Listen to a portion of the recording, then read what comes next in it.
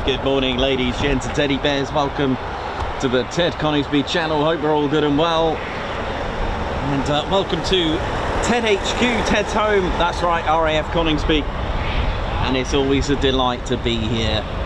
Isn't that right, Teddy? Ted's here. It's just popping up now, climbing up the ladder. My name. Nice.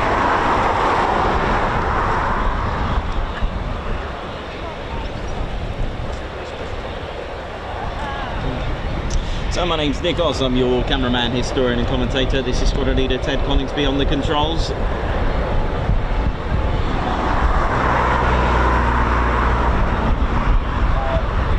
'41 Squadron appear to be just starting the show. It's a little bit different weather-wise to what we've had the last few days and couple of weeks. Certainly cooled down a little bit, giving us a bit of a shock. Although if it wasn't for the extreme weather that we've had, this would actually be pretty much a nice warm day, but it's not.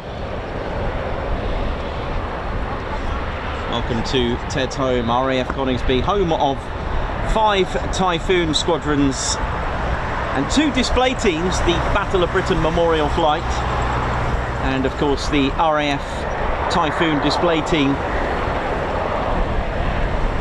The 5 squadrons that we have here, we might as well start with the squadron on our screens right now. 41 Squadron, the Test and Evaluation Squadron, with their experienced pilots. They will test the latest and greatest ordnance, tactics as well. They'll put the Typhoon to the paces, try out new tactics and equipment, weapon systems. Their HQ is actually at RAF Waddington, with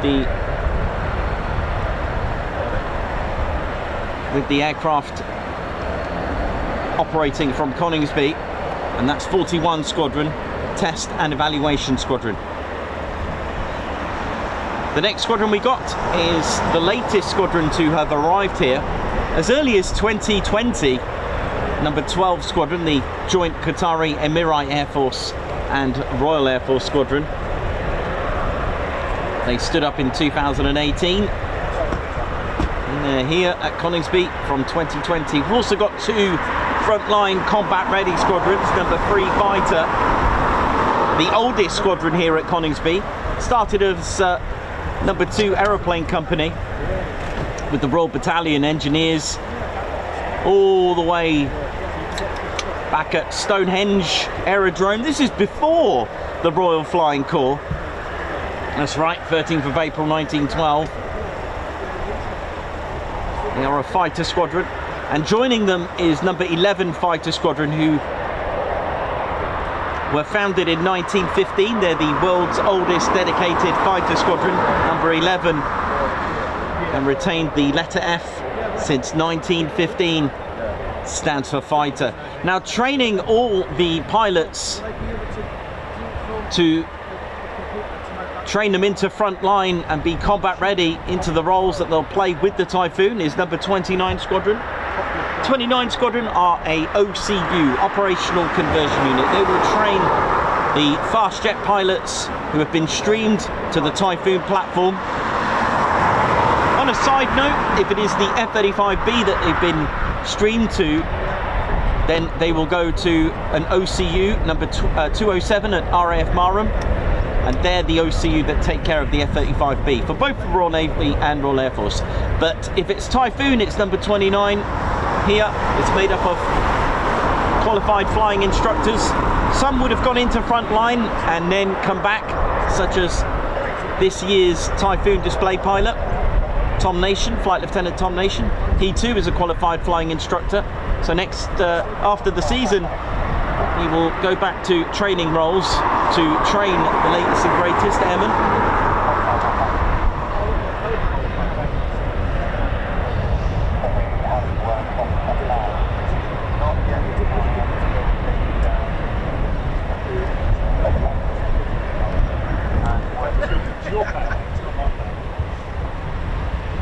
Typhoon is RAF Coningsby is a QRA station, a quick reaction alert station.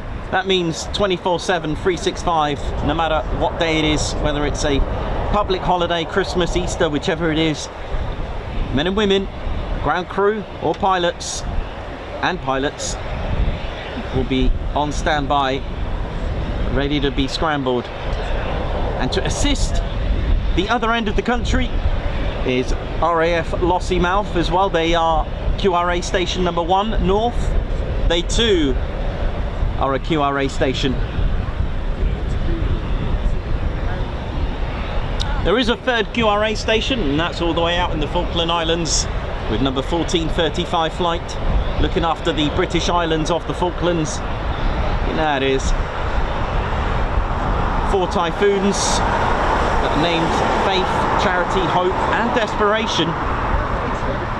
The 1435 flight legacy and the names comes from a long historical heritage, really, of naming the planes. There was also a flight in Malta with Gloucester Gladiators and I believe Hurricanes as well back in the days.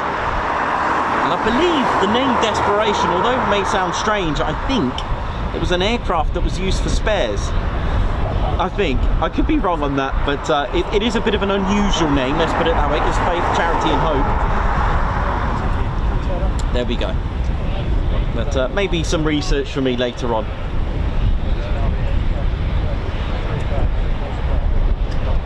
Currently 07 in use with this really bitter wind that's kicking us about at the moment. Of course, Coningsby is made up of ground crew, tools team at 29, weapons technicians, ground crew, armourers, air traffic control, AWCU, RAF police, a component of the British Army as well. Big shout out to all those in the guard room. Oi, oi. And of course, future generation, number 17 Coningsby Air Cadets. Oi, oi to you. Bowsers as well, munitions, the Hedgehog crew that tow the aircraft about where needed. All those that work in the simulation, in the sim area, that's pretty cool. Natalia Sim. I've actually had the wonderful opportunity to have a go in the official simulator here at Coningsby. It's a pretty spectacular thing. It does actually make you disorientated.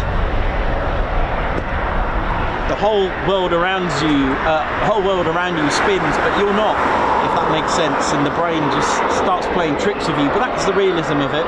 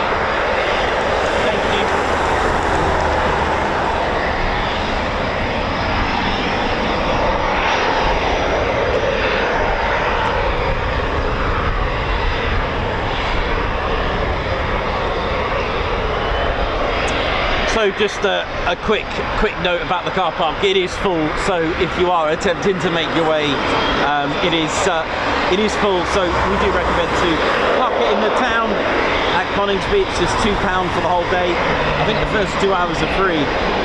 There are a few lay-bys around, but Ted Coningsby recommendation is to park it in the town. Do not park it outside just here.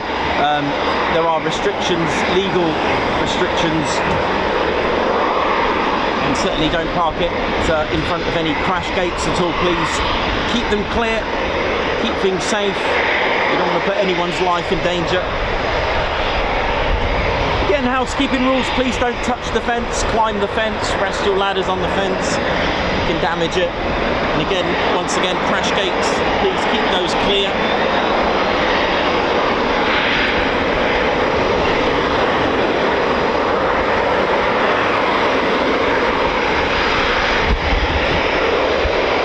Please keep these crash gates clear, ladies, gents and teddy bears. And also, for 07, please do not stand at the red and white fence. This is a complete no. Do not stand there at all. You'll be told to move on.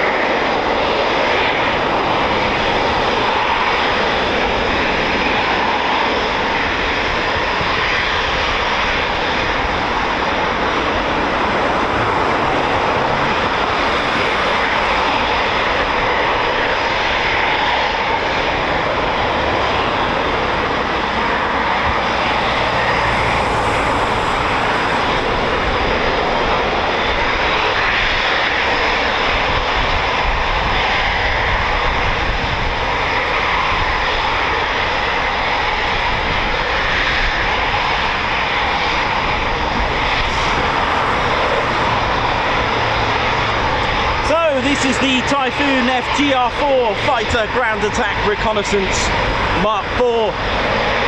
24,000 pounds empty, powered by two EJ200 engines, producing 20,200 pounds of thrust with reheat each, bringing the Typhoon's power to a whopping 40,400. It does have a superb 13,500 pounds of thrust each in dry configuration power output. The Typhoon's EJ200 engines, they can super cruise, which means that it can reach supersonic speeds without the use of the reheats.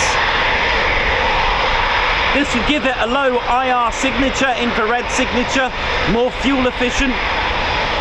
Speaking of efficiency, the Typhoon burns, the Typhoon's EJ200 engine burns around 1.6 litres per second.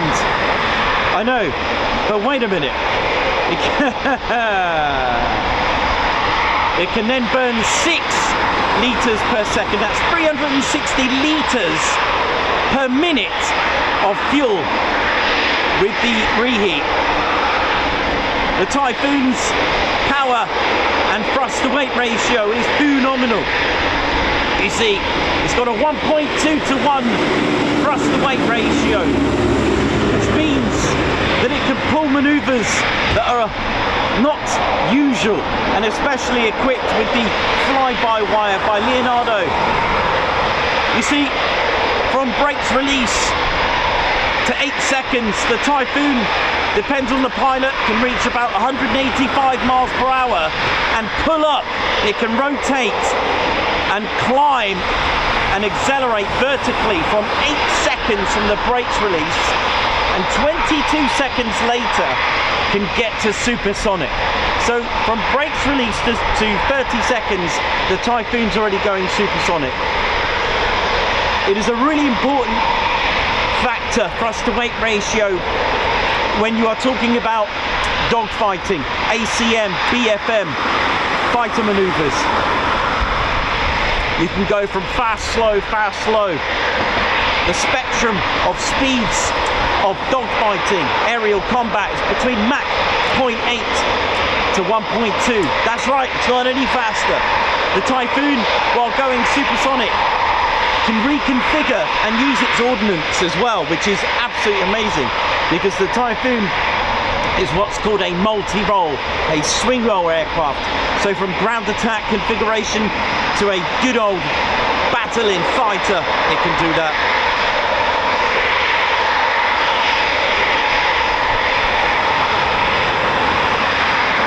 The Eurofighter is a consortium of 4 different countries: Great Britain, Italy, Spain and Germany. The airframe made in 4 different countries, and it is those 4 countries that it is made. The Typhoon has radar absorbing material. It is just 85% of non-metal, so that's about 15% of the airframe is metal. That's it. One of those parts of the percentage is the foreplanes. They're made of titanium. The leading edge slats, titanium. You need something strong to cope with the G's. Oh yeah.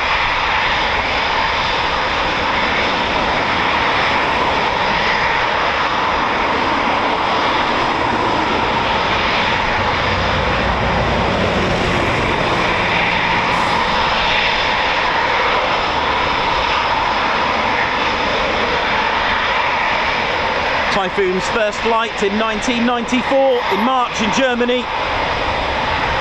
It was the DA-1, Delta Alpha 1, the Eurofighter prototype. In 1994, there were 7 prototypes in total. Each DA, Delta Alpha, were from different countries. And it was only in 1998, September at Farnborough Air Show, that it was given the name Typhoon.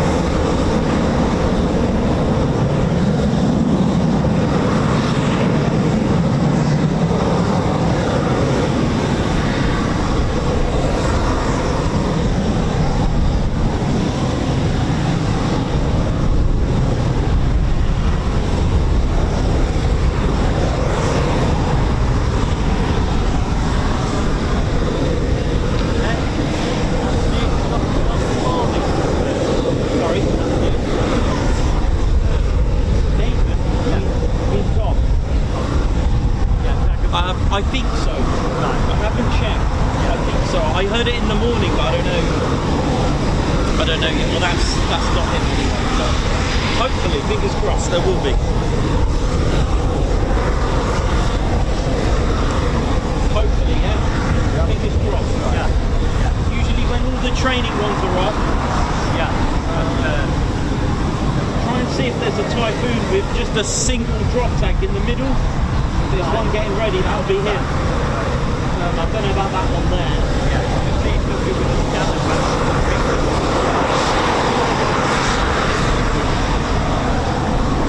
There was one in the morning, but that was early in the morning, so hopefully it's still there.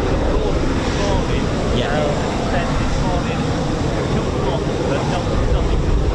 Okay. We'll know in a minute when one starts up over there. If one starts over there, there's a canopy open there just now. That first one. Oh, it's just closed, so we'll see. Oh, and there's another one open now as well, so there's quite a few crew on that second one now, so maybe it's that one.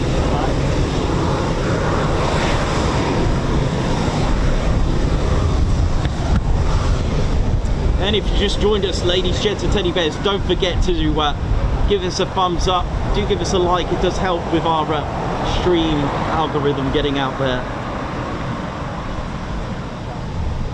And of course, if you love military aviation and haven't done so already, just discovered us, make sure you subscribe to the one and only Ted Coningsby channel.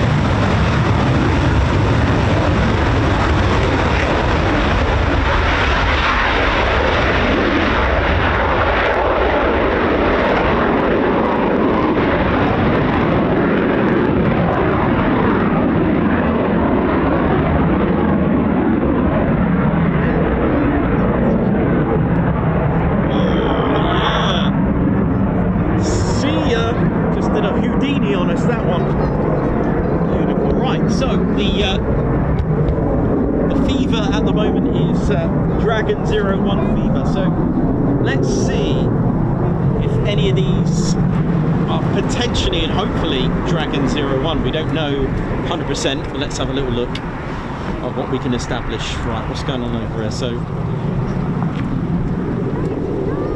So this one 317 has got I don't know if that's good or bad yet. Hang on, there is a single drop tank on that one. That's looking like it's getting prepped.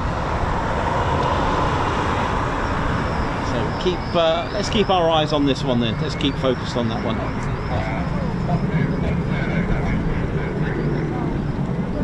Nice to see the reheats. The Typhoon doesn't need and require reheats to depart. It really doesn't. It's got enough thrust to weight ratio. You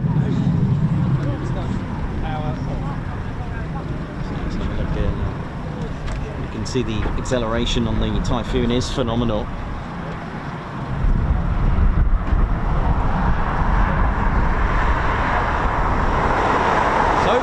Welcome to the show. We think it could be this one. Usually uses 317 as an airframe for the displays, whether it be practice. Don't forget, Tom Nation, Flight Lieutenant Tom Nation, is this year's RAF Typhoon display pilot. Call sign Dragon 01. Now, although he has already obtained his PDA, in fact, he's already into his display season. He is under the requirements under the Public Display Authority requirements is to make sure that you don't lapse more than 10 days without some form of display, whether it be a practice or the real thing. Failing in doing so and lapsing 10 days will mean the PDA will be dissolved for the pilot. And that's not just for the Typhoon display pilot, that's for any display teams that do this. such as the Red Arrows as well, the Chinook. Actually, no, the Chinook's a rolled demo, although they do have a PDA of some description for that. Is a different level, but maybe I shall rephrase that. The tutor display as well.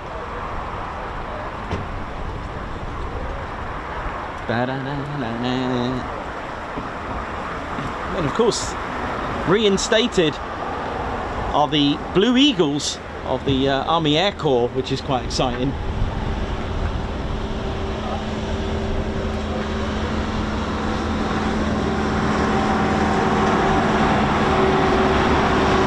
welcome to the Ted Coningsby channel. Hope you're all well. Welcome to our regulars and members as well. Spanner Flight, what up? How are we all doing? Hope we're good.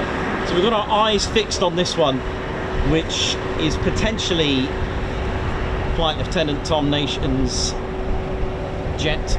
We are feeling the buzz. Are we all getting excited? It could be, it may not be. Don't forget the perils of aircraft having a bad day, just not not starting up and going tech. There is that, so don't forget there is that as well. But let's see what's going to happen then. But, because the pilot hasn't got to the aircraft just yet, we could see all the full check process from here, which would be quite nice to see. No, did you hear it on there? Oh, you did? Okay, cool. Now I can see 317, it looks like it's getting prepped. Yeah. Cool. Yeah, it is, yeah.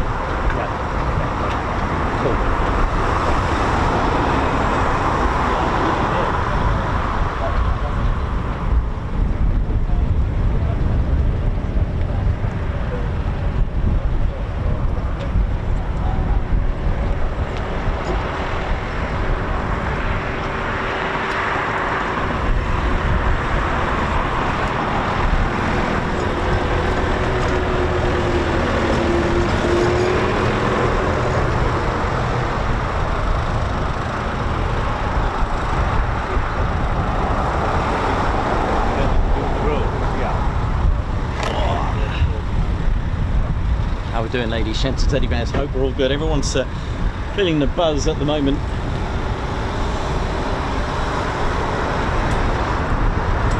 Welcome to RAF Coningsby, built on the 4th of November 1940 to serve as a parent station.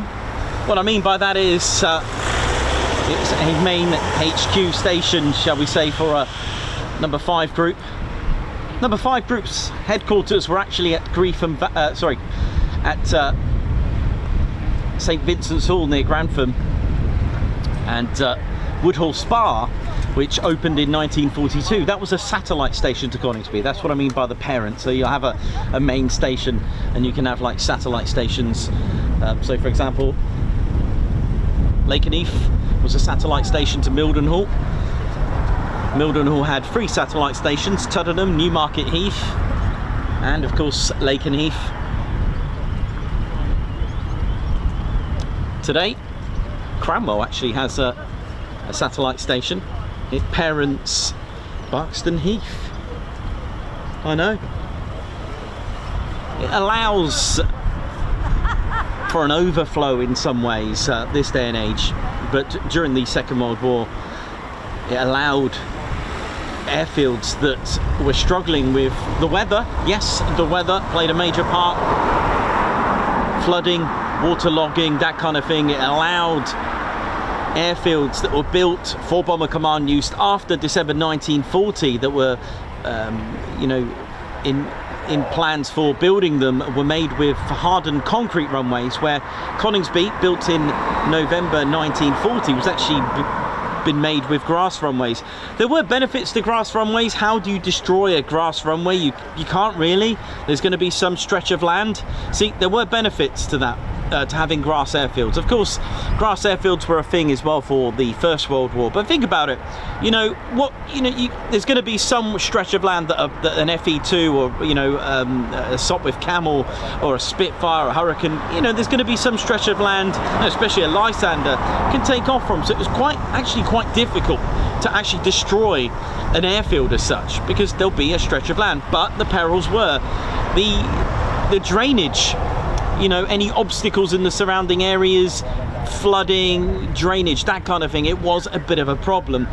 The Air Ministry decided any plans to build airfields after December 1940, so be it January 1941, but it was officially December 1940, had to be made with the concrete hardened runways, and also in the Class A configuration as well. Class A, what I mean by that is the traditional triangular shape, the letter A, shall we say. Benefits of that gives you 6 directions of travel, an opportunity where if your runway was to be damaged, then you could use another strip of runway, any severe crosswinds as well. And the thing is, runway numbers weren't really put into effect until 1943, as far as I know. Here in the UK, it might sound odd, grass runways actually had the directional T square, where they would have a little T shape, and it would actually point for the direction of travel for landing and taking off. And there were lots of notices in the top right hand corner with different patterns to inform the pilots of where they could taxi and take off from, and any restrictions. It was quite simple, but it was effective, and it got there in the end. But like I said, after anything that was planned to be built for heavy aircraft, fighter stations could use the steel perforated steel sheets. There was PSP, which I came across the other day. There was also the Sommerfeld planks as well, the sheets, which actually I've seen at Coningsby. They still use some of I don't know if they still call it Sommerfeld matting today, but it's basically perforated steel in a way, which is why you see many some airfields with lots of fir trees and classic woodland trees completely covering up the runway, because it was difficult to remove it. Some of the PSP, it was so difficult to remove after the airfield came under care and maintenance and then sold off, that they couldn't remove the PSP and just planted trees, which is why the runways are beautifully distinctive even after 80 years, because you got trees there in the form of the runway, or vice versa, shall I say. A runway in form of the trees. But yeah, that's another thing to look out for. PSP and the Army steel plating and Sommerfeld will be highlighted in our future Lost Airfields episodes coming up. And I've been working on episode 24. Many of you members will know exactly which one that will be for a future episode. At this stage, the way I've got it planned, there'll be one Lost Airfield episode a month at the moment. Okay, I'll do as best as I can, because of course it means that I need to make this out of streams, if that makes sense. So I can't do them while I'm streaming, because obviously I'm doing this. But really, really interesting, to see it all. Coningsby did have 3 in the end, although built with a grass runway. It did have, in the end, it was closed in summer of 1942, opened the following year, 1943, summer time as well, and it was reopened with the Class A configured runways. And the benefit of having Woodhall Spa, that was built in 1942, which is about 5 miles to my left, 5 miles to the north in the direction of the backwards crow flying, what that meant was it allowed Coningsby's operations to still function, but at Woodhall Spa. Does that make sense? So it's almost like a second airfield, a second station where they can modify this one but keep the operations of Coningsby going, so be it via the Woodhall Spa. So that was the benefit of having having a satellite station, was that if you needed work done to your runways, you can still operate, but just at your satellite stations. So usually they were quite close together. I know Tuddenham and Lakenheath are very, very close to RAF Mildenhall. So there you go. Quite interesting in that respect.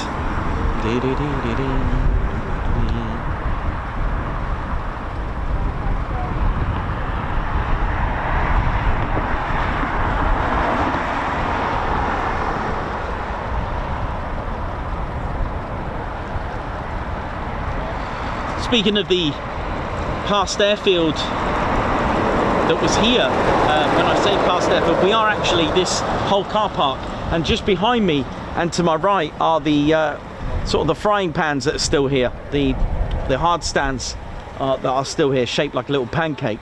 There's some behind me. So this car park was actually part of the original station. I don't know when the road was spliced through. Maybe it was an ex-perimeter track of some description, but if you have a look on Google Earth, you can see what I mean. Two of the runways exist of the original three. Runway 12 and 30 exist along with the main runway, runway 07 and 25.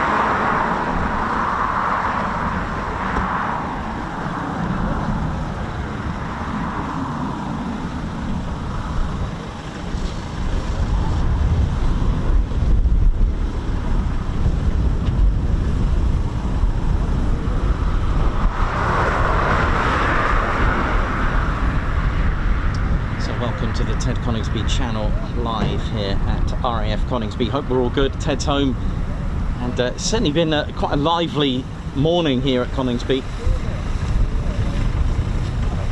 Lots of training flights.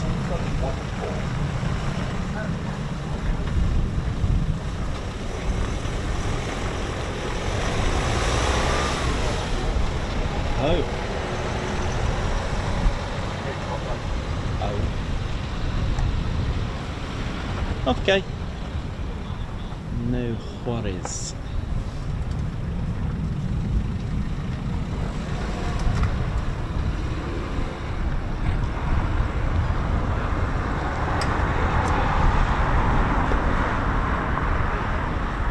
Nice to see the Typhoon there, with the blankets on and all the prep that goes on. It's quite amazing, isn't it? Something that we overlook, you know, sometimes. And it's easy to forget the work that goes in, because without the ground crew, nothing will fly.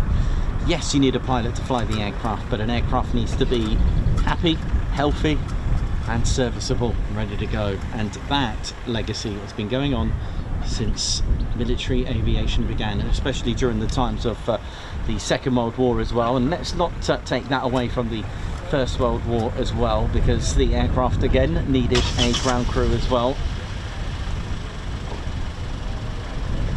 But when you hear of airframes that have had, you know, in there century bombers and things like this that have come back from battle with all sorts of battle damage, it is quite amazing to, you know, get to grips with the work that goes in to repair them, patch them up.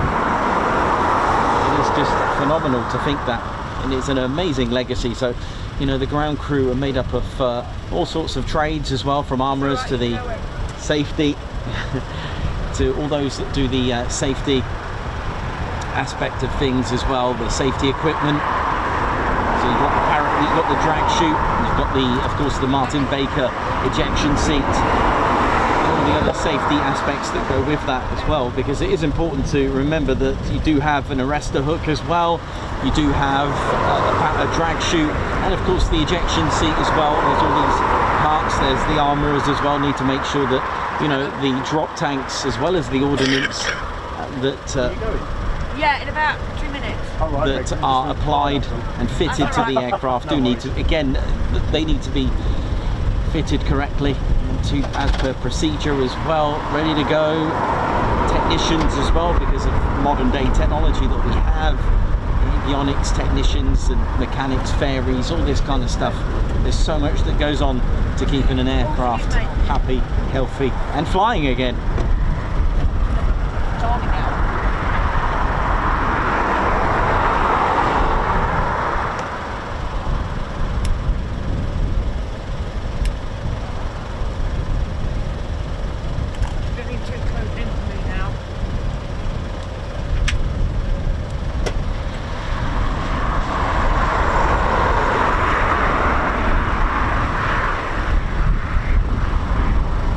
A lot to all of you who are supporting.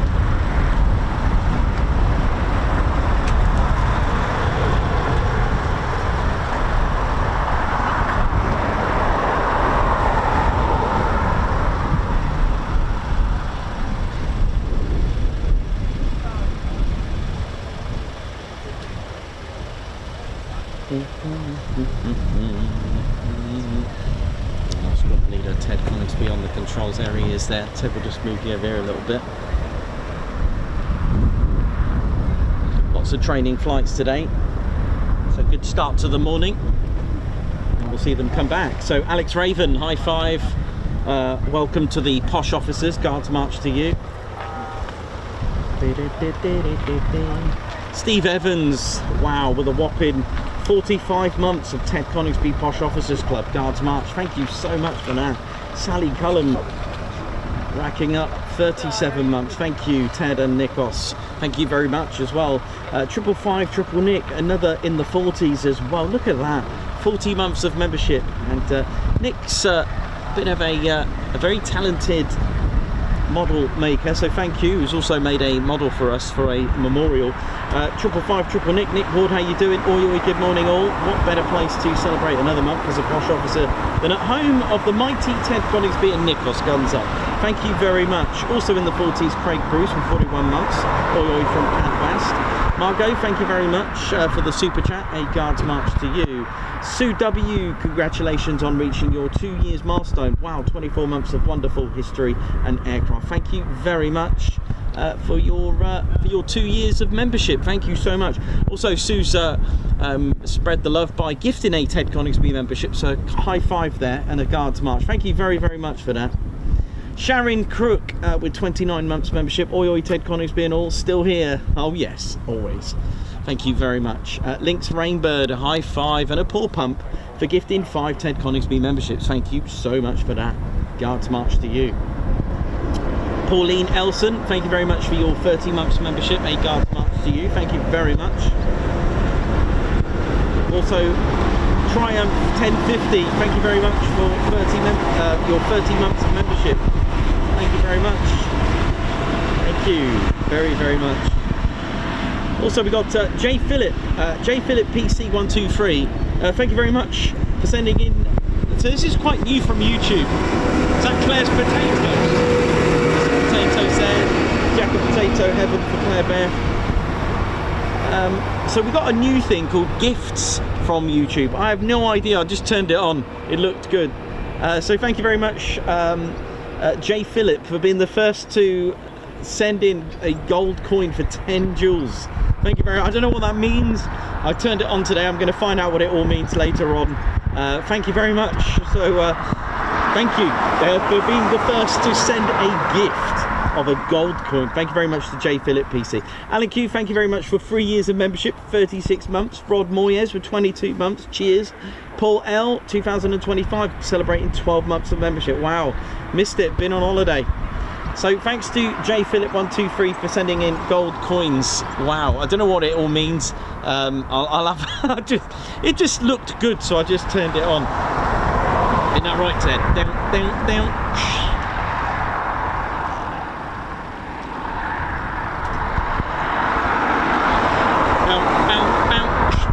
I love doing that with Ted. Right, let's have a look what other bears we got today. I'm going to have a look, see if we've got any of the other bears here today. They've been working hard in the background. The other bears got Ground Crew Drew doing his thing.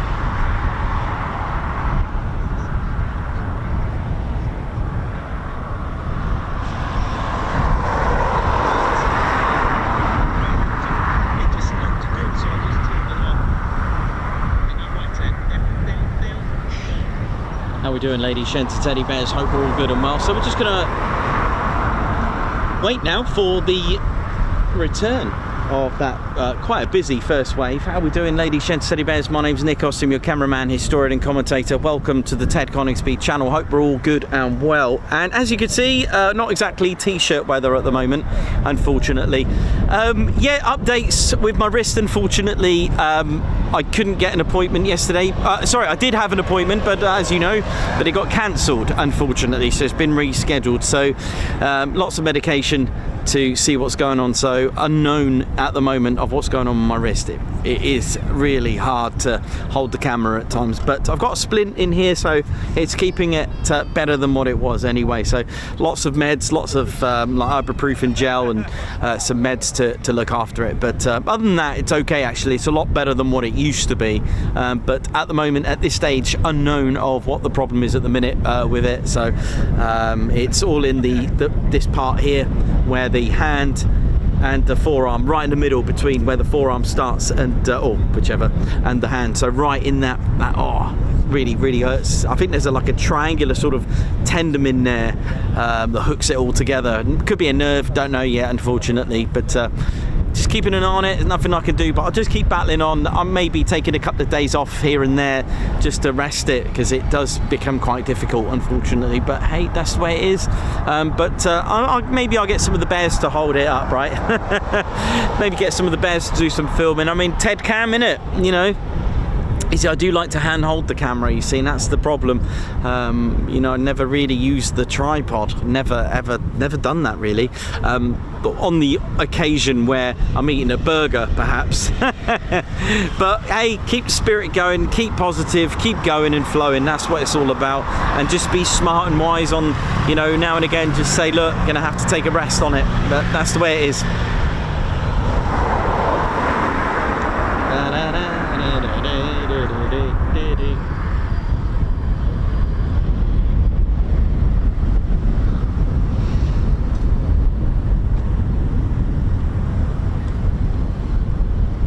Right, let's have a look at ADSB, see what we've got. Anything coming back?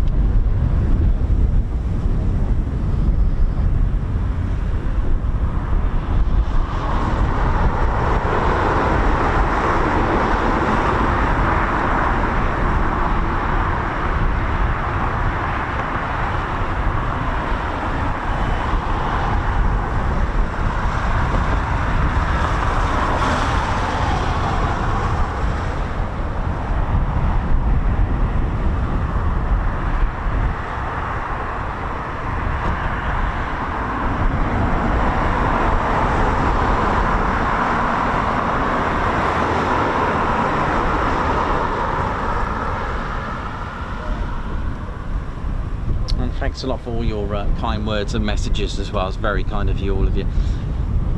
Thank you very much. Yeah, hopefully we'll get to the bottom of what's going on. I guess as you get older, just like airframes, they can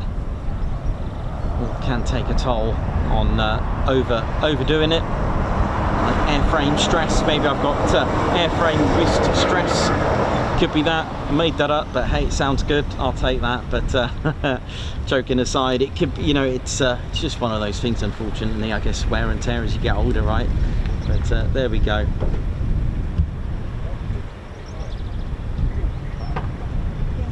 Right, just gonna go and grab a quick cup of tea while I can.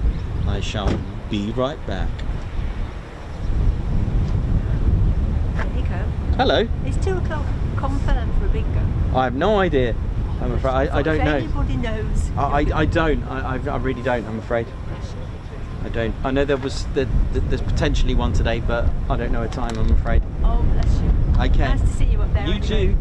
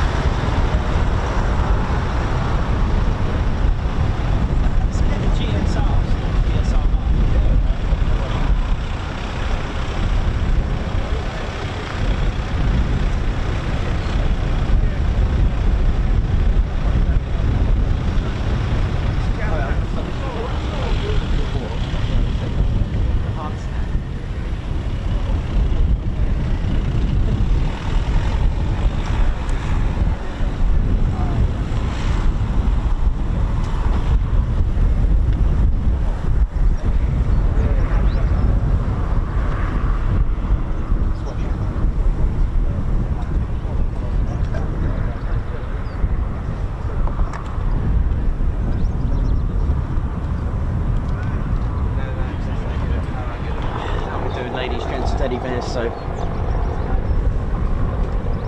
plenty out there. Sounds like a bit of BBMF flexing in the background, or is it? I don't know. I heard something like that, didn't it?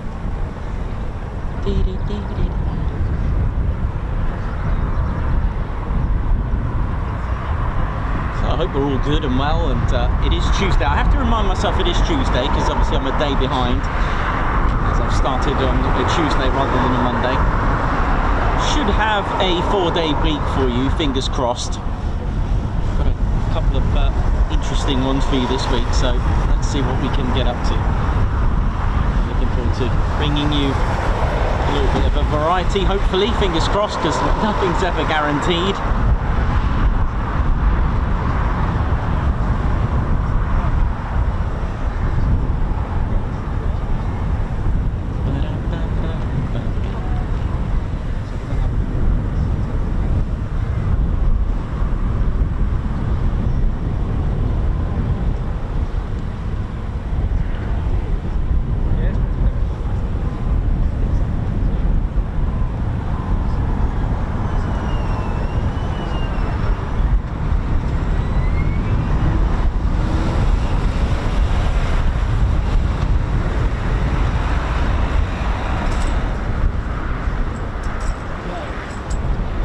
So this is the main ASP, and you'll usually find 29 Squadrons Typhoons. If you're quite new to this, 29 Squadron, they are the operational conversion unit. What that means is if a pilot is streamed to fast jet, there will be at so they would have gone down to Cranwell first of all, flying the prefect, and just before that possibly the tutor, then the prefect, and then it's a trip to RAF Valley for 2 years.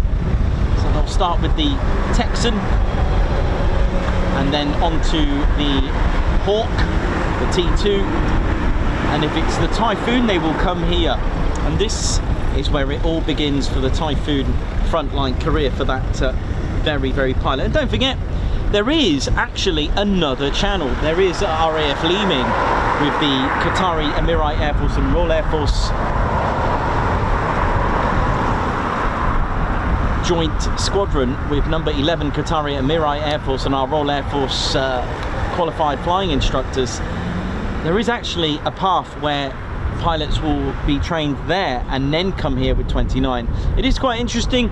I came across that the other day, and that will be for the Qatari Emirate Air Force. But some of the Qatari Emirate Air Force can actually be at Cranwell to train on the prefects. I know, pretty cool, right? Pretty cool.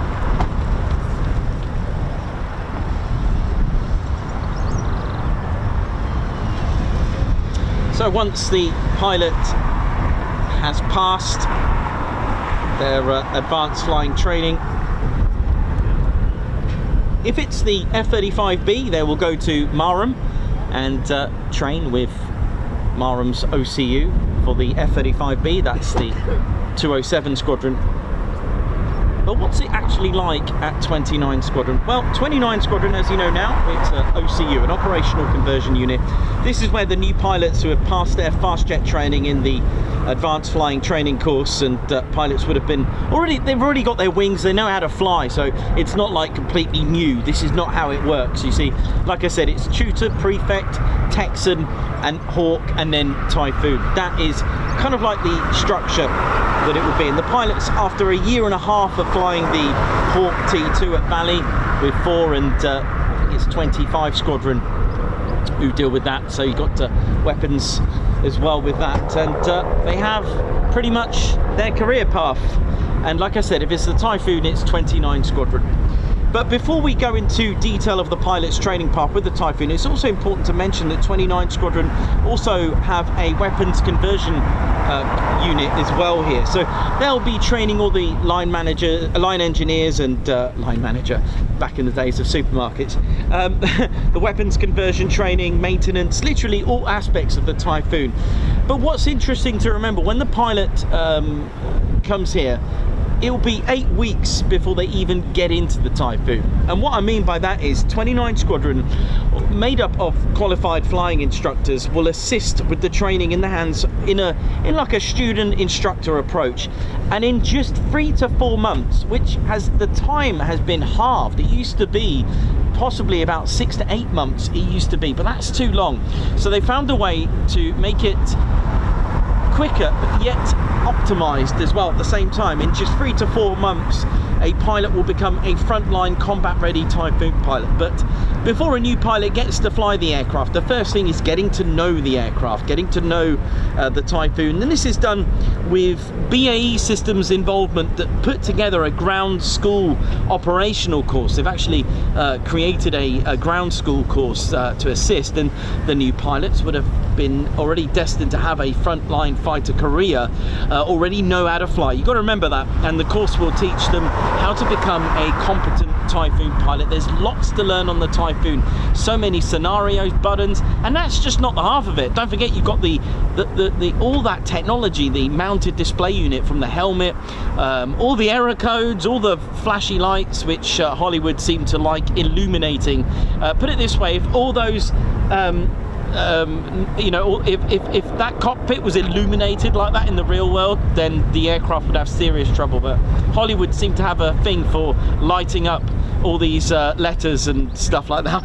It's actually quite amusing when you get to know what's going on and you think, hang on a minute, that movie has got every, I mean, in fact, I think it's Independence Day. It looks like the cockpit is actually open. There's a code for that. But anyway, that's that's just ruining movies, right? But the course, first of all, will last 8 weeks of training, and we'll prepare them for their solo flight by teaching them the Typhoon systems, as well as knowing how to fly it. They'll familiarise them with the cockpit procedures, the unique G-suit as well. That's another thing to learn, which I've had the privilege of actually putting on. Members, there's a video, if you haven't done so already, if you're a member, you can click and actually see me actually put on a Typhoon. I think it's the Striker G-suit. It's amazing. All part of the training, and all aspects will be covered. Then there is the power experience. Pilots would have probably never experienced anything like it before, and they'll basically be put into the family version Typhoon. That's our little colloquial way of saying the 2-seater trainer, which is the T3. And the pilot will whack on the afterburner just so that the student pilot can actually experience the power. And as far as I know from talking to Typhoon pilots today, they will never get used to that power, as in like, yeah, we're used to that. It is something that is quite remarkable, the power on the Typhoon. Of course, every human is different, and it's just one of those things that pilots tell me that it is actually very easy to go supersonic on the Typhoon. The qualified flying instructor will whack on that throttle, get the reheats on, and do a performance takeoff. And that's, you know, yes, it may sound fun, but it's just to you know, allow the student pilot to experience exactly what type of power we're dealing with here. Even Typhoon pilots, even today, have to carry out emergency simulation every 60 days to be allowed to fly. It is all part of the process. So after 4 months, it is solo flight time. Now, most qualified flying instructors will tell you that this is quite a uniquely strange and probably a nervous feeling experience, because the pilot they've been training, there's nothing they can do about it now. They're going to actually watch someone they've been training take off in a £100 million aircraft. I've got to put it like that, it sounds more fun. But honestly, seriously, but hey, rest assured, the first time their student pilot goes in that Typhoon, they don't actually take off. In fact, what they'll do, first of all, they'll start it up and they'll just do a couple of taxi rides around certain holding points. So a bit of a few moment. So this will be a few circuits from the main ASP to a specific taxi holding point and back again. And we've been fortunate enough to capture that several times. And just to add this in, even the F-35B pilots, when they're training, they do this as well. They will do a few taxi rides on their F-35B and not fly it on that day. That is all they're required to do. There is simulation, they'll be on the simulator as well, so that they can you know, carry out more maneuvers on the Typhoon without actually flying. But the work is not over. There's so many aspects before they become frontline combat ready pilots, because you've got to remember, you know, the Typhoon is FGR. It's from ground attack to reconnaissance, training for aerial combat. So they'll practice on the sim how to initiate the weapons and aerial combat. In fact, I'll talk to you a little bit about the HOTAS in a moment if I remember. And then if they are going to fly low level, they will practice on the sim. And then of course the Thales simulator is a full 360 degree of the world. It spins around you. It can make you very disorientated. Even the Typhoon display pilot uses this too, and exercises such as red flag is a great way to teach and literally put pilots in a war scenario without actually going into war, because at the end of the day it is combat, it is frontline. They need to know how to lock onto targets, which is why one of their examination flights before they qualify, it will be a flight with their qualified flying instructor, okay? And the idea is to get a lock onto their qualified flying instructor, because it's not all about flying around going low level. It's not about that. The idea is to get a full lock on your enemy opponent. We're talking about all roles in the front line, ground attack front line. So they'll be timed, and the idea, the student pilot is this one here, the one on the stick, and the idea is to try to get a lock on their qualified flying instructor within a set period of time, okay?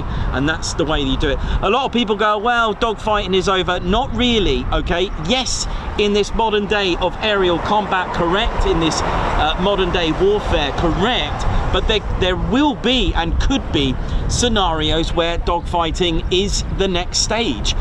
For example, if you're going low level and you carried out your mission and you need to pull up, you know you may get detected by enemy radar, which will then initiate a scramble from the enemy, and then you're going to have to probably get into aerial combat.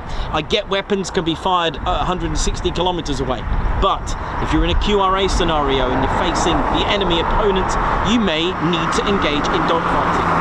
Yes, it's not going to be as common anymore. Aerial victories are not that common at all now. They are, they're very, very, very rare to get an aerial. Anyway, back to Typhoon 29.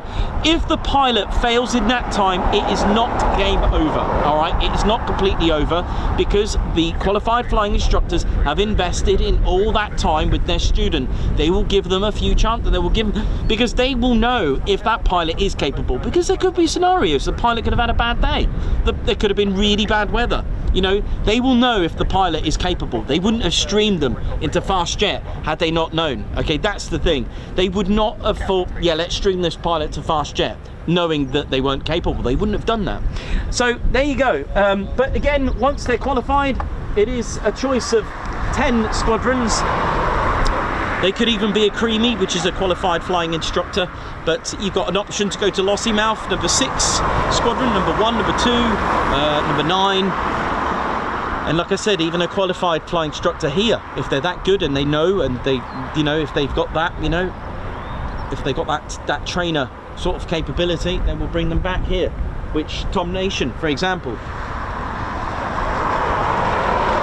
Just one example of many. But welcome to Ted's home, RAF Coningsby. It is spectacular of being able to view our men and women training, following the footsteps of those from World War II. This station has a lot of history, loads of history. We've had many, even Wing Commander Guy Gibson, there were many of, there was actually Holden as well, a few that actually took part in the Dam Buster raid come here as well. Amazing. So plenty of Typhoons to come back, so I'm quite excited about that.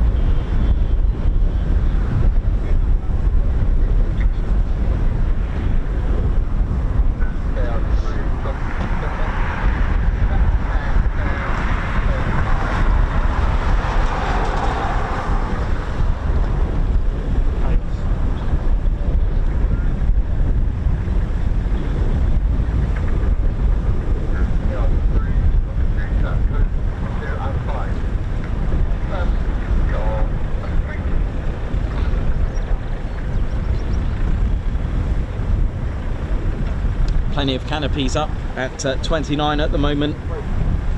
Now 29 Squadron, again, loads of history as well. Being a night fighter, squadron as well, and they did have, before he was a wing commander, Guy Gibson flew with 29 Squadron, who were a night fighter squadron, and he managed to claim 4 aerial victories. He was a man that loved to fly, even though wing commanders didn't usually fly. He found the way, and he was actually a wing commander here. He was one of the youngest, or the youngest wing commander of Bomber Command. That's right, of Bomber Command.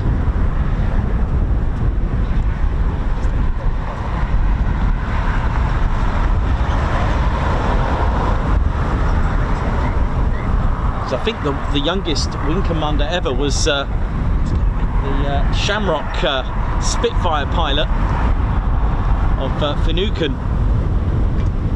And he was just 21. If you've not seen that movie, that's another Ted Coningsby recommended movie to watch, the Shamrock Spitfire. Do watch that, it's an excellent movie. It's of course based on a true story. Oi, oi! Of Brendan Finucane.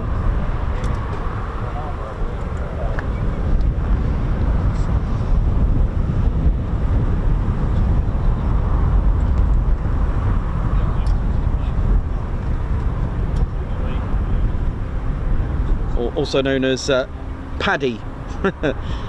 Paddy Finucane. Brendan Paddy was his nickname. Excellent movie. So many legends, and goodness me, McCudden even flew with 29 back in the days as well. With, 29 Squadron had, I think it was 26 aces. 26 aces in World War I.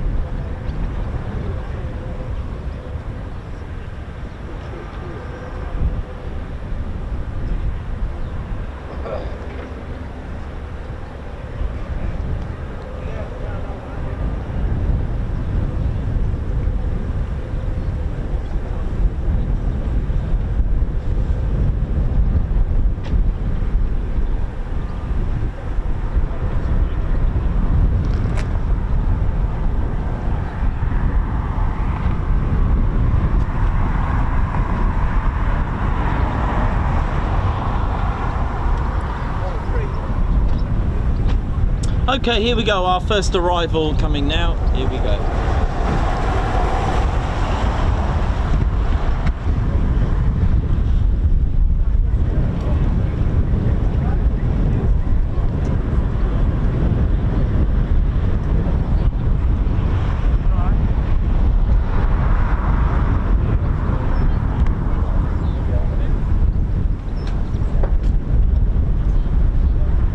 Looking lean, looking clean, looking mean. Yeah, clean,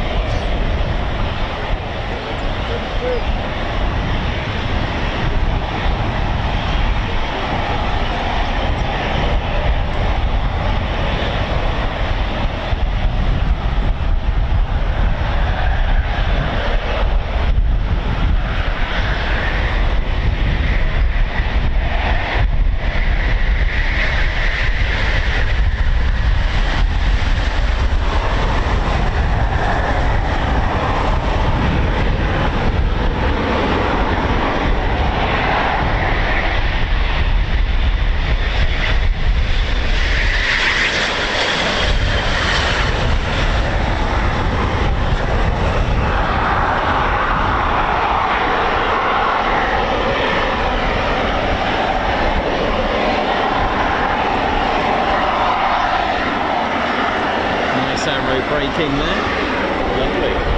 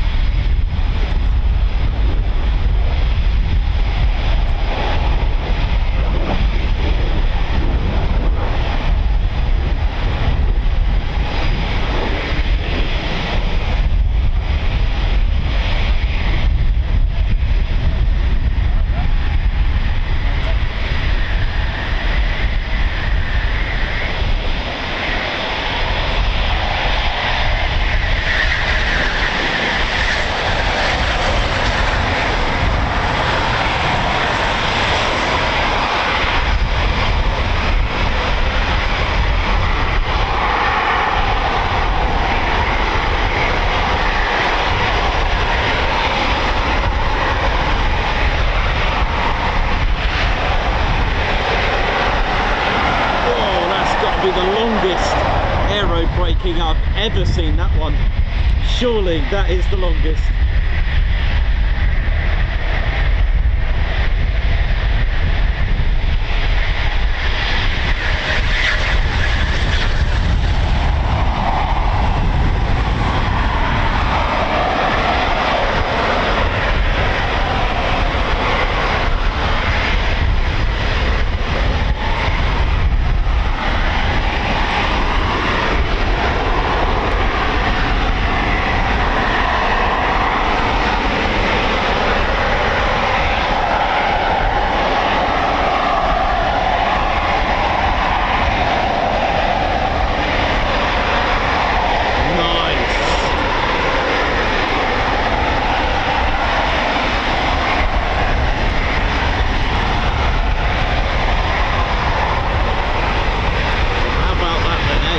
We're only just talking about the drag chute today as well.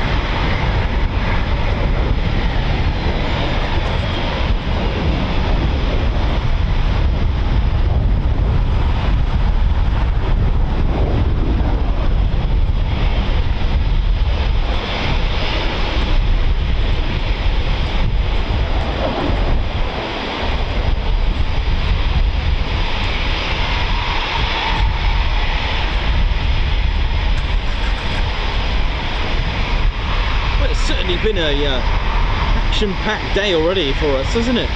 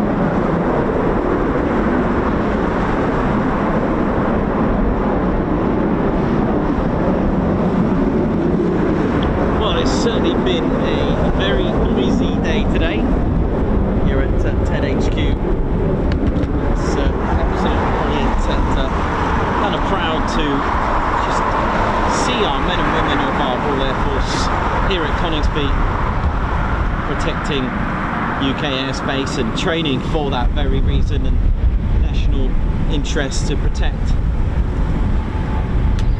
I think that's just an amazing thing. It really is. Always gets me all the time when we get a little wave or a salute. I love that. It's like, oh, I love that. You know, it's amazing. It really is a wonderful thing. Right, cup of tea time.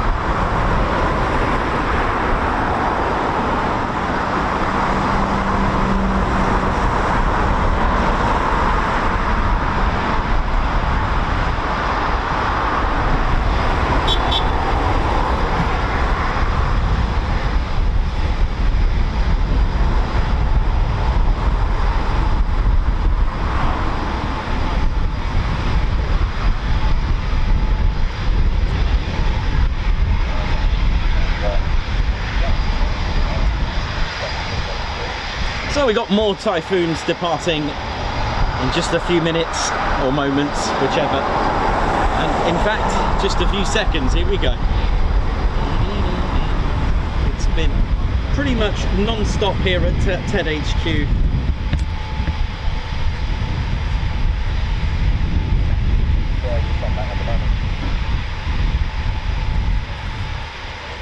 Where's that arrivals? Not sure if that was for arrival. Oh, we've got another three. Three, not two. I thought there was two then, but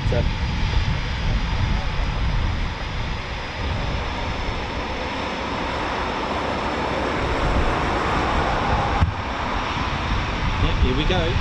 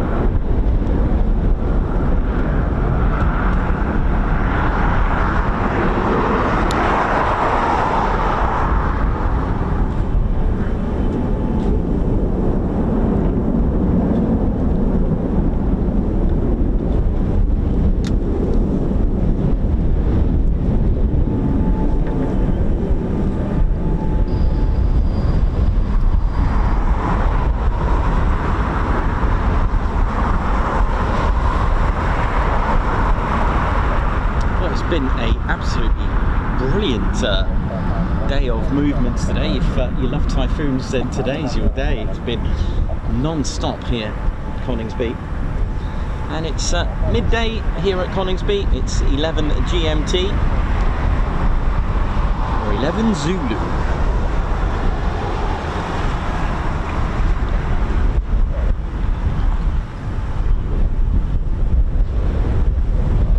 And literally since the start of the day, it's been non-stop here at Coningsby. 41 Squadron Typhoons back. It's certainly a windy one as well to go with that today.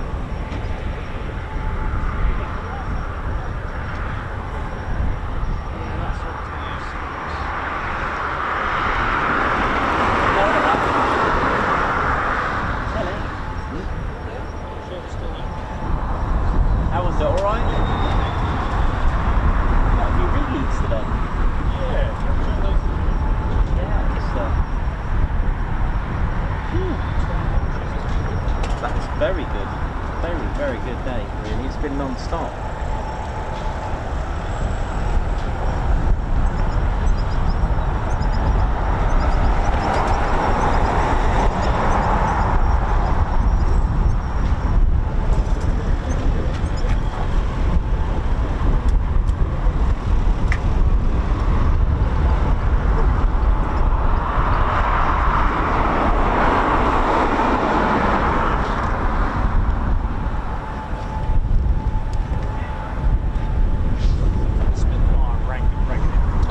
Yeah, you could hear it. It was a couple of minutes up, isn't it?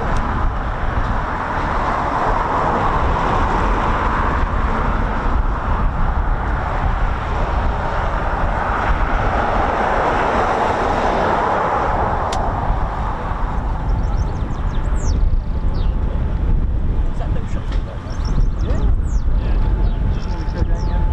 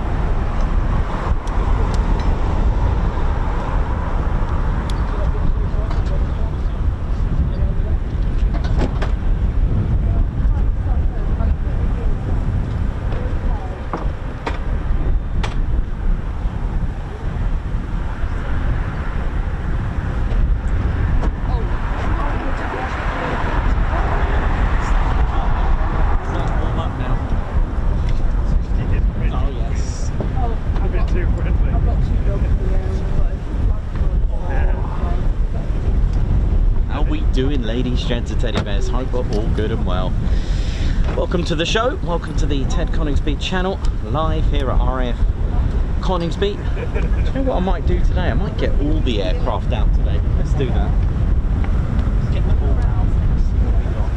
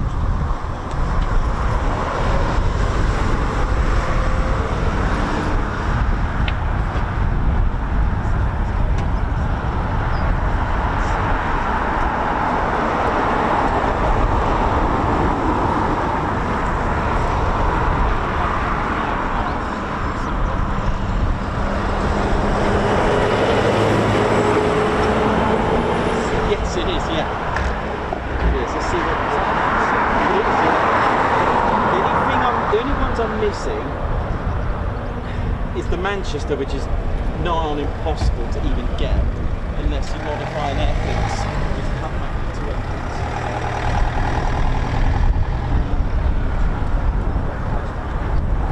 Oh, and a spay engine pad. Anyway, it's the J7 for US. But people get the idea.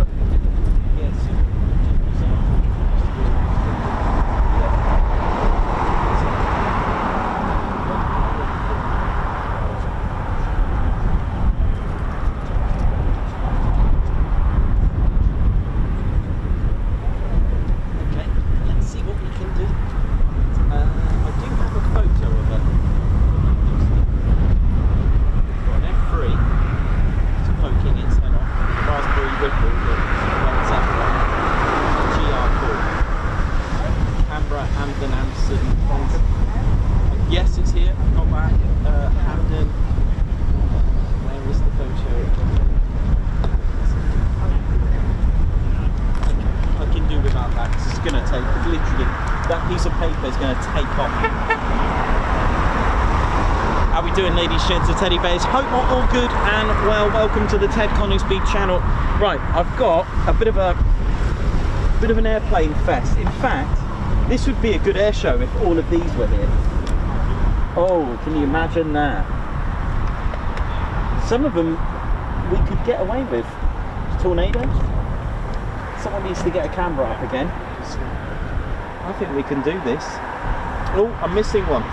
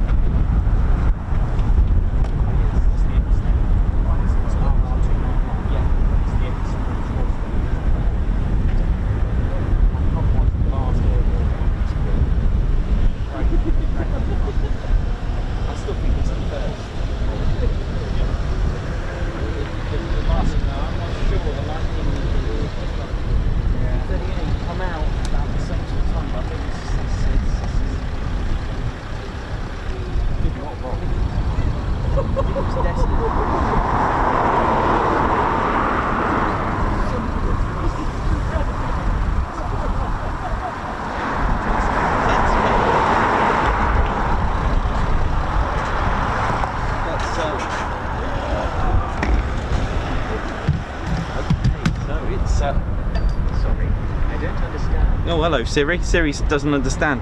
Siri, don't worry, mate. We don't need you at the moment. Cheers, mate.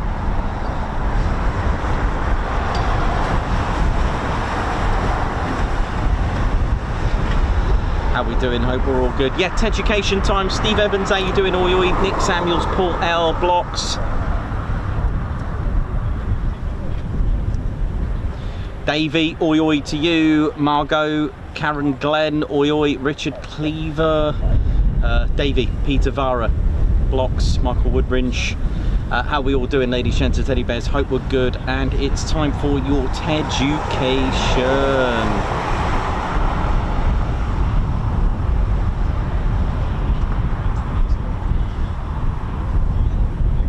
Right, here we go. So for those who don't know, RAF Coningsby, here we are. Welcome to the show. So, work started in 1937 for an airfield here at Coningsby. It finally opened on the 4th of November 1940 with grass runways, commanded by number 5 Group Bomber Command. Now, interestingly, 5 Group actually started in 1937 at RAF Mildenhall. I know, and then within a month in October they swapped with number 3 Group. You see, each group takes care of different things. I won't go through all of them, but for example, number 5 Group was mainly in this part of Lincolnshire. Number 3 Group, Ely, Cambridgeshire, Suffolk, those sort of regions. Number 100 Group took care of the electronic warfare side of things. Number 8 Group took care of the Pathfinder. I think number 2, I think they found themselves in France areas. Okay, so they all had different things and allocated to bases and places. I think 6th Group were mainly Royal Canadian Air Force contingency. But if we roll this back in time, I know many a times I do talk to you about World War I. There wasn't actually an airfield here. However, it would be very fair to say that Lincolnshire was actually fighter county in its World War I period, as there were many World War I airfields here in the vicinity. All right, so just to give you an idea of what was here. World War I wise, I'll give you hopefully it's the first page I open. Very rare that this happens. The first page that you open is the page that you need. This could be good. Maybe I should play the National Lottery later on. There you go, just a World War I airfield, if you can see that very well. That's in the green airfield. So this is England's 2nd largest county. You've got Waddington there. The ones in like a Roundel, they were a World War I and then continued into World War II as well, okay? So you've got Digby, Methering and Woodhall Spa, and of course Coningsby here.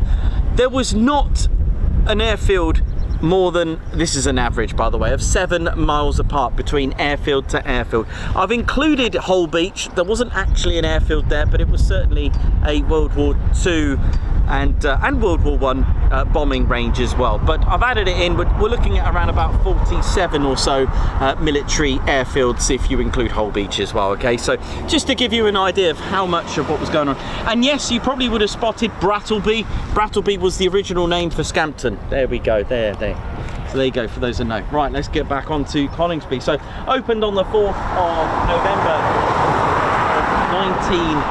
1940 with grass runways and commanded by number 5 Group. First to arrive was 106 Squadron. Right, let's get we're going to go all planes. Look at this. So the first ever aircraft here to operate at Coningsby. I'll let you have a few moments to guess the aircraft. How's that? We'll play that little game as well. Have a little guess what you think that is. It was indeed the Handley Page Hampden. Started life at Scampton, okay, 83-49, the first squadrons to operate it. So this was dominating the skies here at Coningsby. So 106 Squadron arrived, and you can see Zulu November here. That was the markings for 106 Squadron, okay, with Handley Page Hampdens, and they arrived here on the 23rd of February 1941. So just a few months after the airfield actually opened. They went on their first mission, 1st of March into the night, 1st of March into the 2nd, with 5 Hampdens into a raid into Hamburg. There were 0 losses on their first combat mission, but on the following night, 3rd into the 4th of March, another raid into Hamburg. And you know, I've said this in my latest Lost Airfields that when there is war, loss is inevitable. It's going to happen, and X3002 with its crew sadly perished. It was the first loss for Coningsby, and the very first for Coningsby. So for those that just tuned in, 49 Squadron, they've received the very first Hamdens at Scampton, and X3002 was the first ever airframe and crew, all four sadly lost along with its crew. Now for those that would like some info on the Hamden, built on the same specification as the Vickers Wellington bomber, B9/32, and it was not unusual, but it did happen where more than one aircraft type would be built on the same specific. I mean, look at the Halifax and, well, the Manchester, and then into the Lancaster, for example. Specifications, crew of 4. This did have a lovely, wonderful nickname called the Flying Tadpole. The boom fuselage was actually 3 feet wide. That's enough to make an ant claustrophobic in there. The bridge to the Bristol Pegasus engines for both the very first mark of the Wellington and of course the Hamden was a bridge to the 1,000 horsepower engines. It was a bridge because before there was the likes of the I was thinking of the Hayford, but yes, the Hayford had Kestrel engines. It was a bridge to leave the sort of 600, 650 horsepower engines such as the Rolls-Royce Kestrel, which were applied to the Handley Page Hayford as well. So length 53 feet 7 inches, that's about 2 feet less. 2 feet more than a F-35B off the top of my head. Wingspan 69 feet and 2 inches. Height at 14 feet 11 inches, at a max takeoff weight at 22,500 pounds. And yes, so it had 2 Bristol Pegasus engines. They were the 9-cylinder air-cooled 1,000 horsepower, and could take this it was quite light, really. I mean, it was an empty weight of half of a Eurofighter. Yep, 12,764. 2,000 horsepower total power output, max speed of around 247 miles per hour. It was a bit of a fighter bomber. It was excelled. I know Wing Commander Guy Gibson really wanted to excel this and take it on into the mine laying, or aka gardening as it was codenamed. He really wanted to turn it into a torpedo bomber, which it did have a variant as well. So on its bombing configuration, could take 4,000 pound of bombs, and it could also take 1 torpedo, an 18-inch style torpedo. So this is what we started off with here at Coningsby, was the Handley Page Hamden bomber. Now, I don't have the next aircraft to show you because they're very hard to even get as a airfix model or even in its die-cast form, but I've seen some very clever model makers actually make a Avro Manchester. That was our next aircraft here. So I don't have one to show you, but what we'll do, I'll show you what it looked like and then show you its successor. I won't go into too much details this time about the Manchester. We've done plenty of that, so we'll leave that one for today. So, ladies, gents, and teddy bears. So, the next aircraft was not the Lancaster. It was a twin-engine version of this. It was called the Manchester.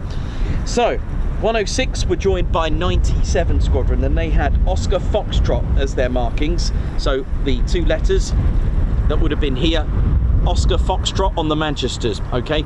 WS is actually 9 Squadron. This is the Johnny Walker edition. I know, right? Amazing, isn't it? In fact, it is the BBMX PA474. Now, one thing to remember is the fact that the Avro Lancaster was actually going to be called the Avro Manchester Mark III. Yes, that's right, because the Lancaster didn't actually have its own Air Ministry specification. It was just an evolution of P13/36.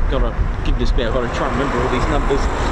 So yeah, that was the so it suffered a little bit because of the engines. I won't go into too much detail because one of the Lost Airfields episodes, I do actually cover the whole story as to what happened. So P13/36, okay. But the Manchester bomber was 90 feet wingspan, so it was 12 foot short, less wider than the Lancaster, because it had 4 engines, right? So it's 6 foot either side extended. But just to give you an idea of some of the performance, I mean, on paper it was good. It had 2 Rolls-Royce Vulture engines, okay, which was rated at 1760 horsepower, which was actually amazing. But it was actually the engines that were the problem, which, if you tune into my Lost Airfield, I can't remember which episode, it's not the one coming this month, it might be next month, but I won't spoil it, because there's some really good info in there for you that I really want you to enjoy with that as well. So I had a range of 1,200 miles. The Rolls-Royce Vulture, as we said, empty weight 31,200, twin engine, length of 70 feet, wingspan 90 feet, sat at a height of 19 feet and 6 inches, about 5.94 meters.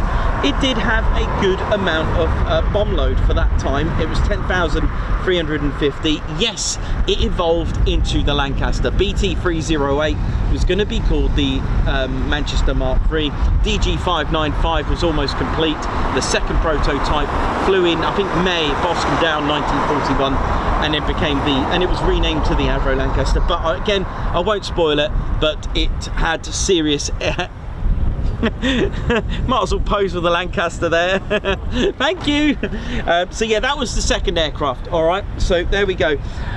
So mind you, I'll keep that on the screens anyway, because Coningsby did have Lancasters in the end. But before we talk about the rest of it, the Manchesters, like I said, they were grounded as well in the first few months due to its unreliability. Now 106 Squadron were joined by 97 Squadron, and that was on the 15th of March 1941. And because of the Manchester being grounded several times, 106 Squadron were pretty much left on their own. Anyway, 8th to the 9th of April of 1941, 97 Squadron carried out their first raid with 3 of their Manchesters on a raid in Kiel. 10th of April into the 11th, 1941, a loss of 2 Hamdens on a small-scale raid over Dusseldorf, both shot down by night fighters. All 8 men lost their lives. 15 aircraft were lost between July and August, which is the equivalent of a squadron's worth with 106 Squadron.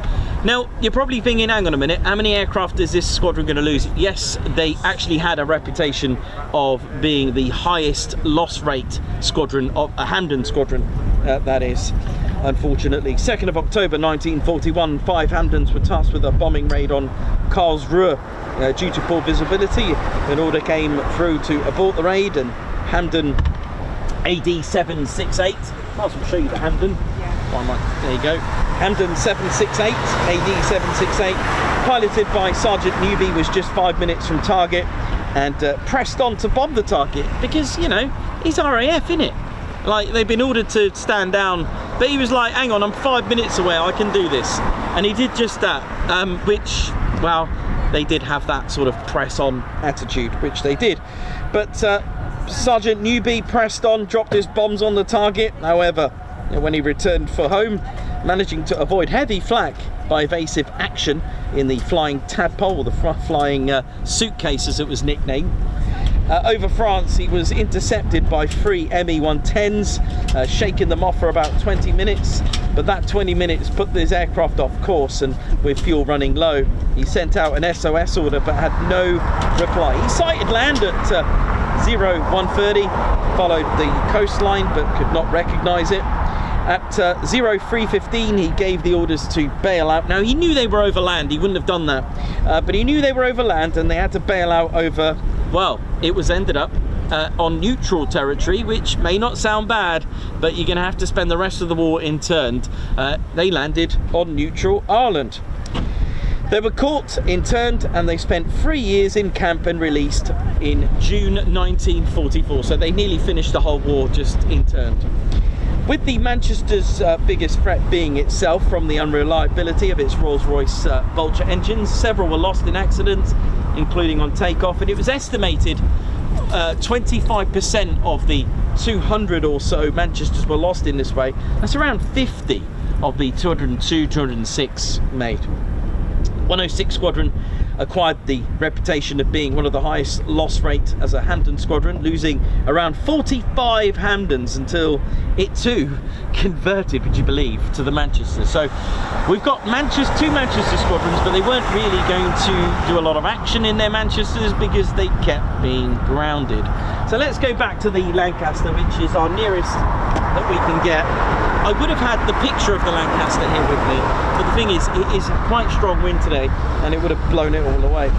So 106 Squadron, they converted to the Manchester, and this would be the Manchester's last few days in early 1942. By this time at RAF Waddington, almost given the name Manchester Mark III, the 4-engine Rolls-Royce Merlin powered version, this was taken off, and the Avro Lancaster was already operational. Coningsby still had grass runways and it wasn't really suitable for heavy bomber missions with the Lancaster. So 1st of February 1942, Coningsby satellite station, RAF Woodhall Spa, opened, and that opened with Class A configured concrete runway, suitable for this, because Coningsby was going to be chosen to have the Avro Lancaster, correct? So it was Christmas Eve, actually, 1941, that the Lancasters arrived as a Christmas present for 44 Squadron. So as we got into 1942, the days of the Manchester were numbered. They did utilise Avro and Roy Chadwick and the factories. They did utilise the fuselage and pretty much the rest of the aircraft, because it was almost identical to the Lancaster Manchester. It was almost identical.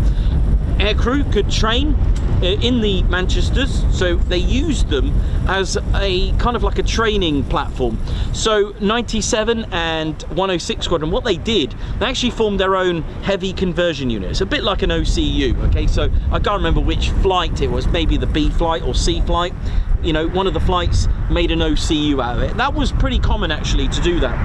And what they did, they train with the Manchesters here and actually have their Lancasters at Woodhall Spa. So Woodhall Spa was actually the satellite station. So kind of like an extended airfield for Coningsby, so they can utilise that. And during periods of the grass runways here at Coningsby being flooded and waterlogged, Woodhall Spa's concrete runways were actually utilised. Now, during this time, 106's time with the Manchester, on the 14th of March 1942, and during that time, while we still had Manchesters here, aged just 23, the squadron had a new commanding officer. You all know him or heard of him. It was indeed commanding officer, that's right, Wing Commander Guy Gibson, the youngest squadron commanding officer in Bomber Command. He was already destined for great things, and Guy Gibson recorded that he carried out 18 raids, 6 consecutive here at Coningsby, with great results.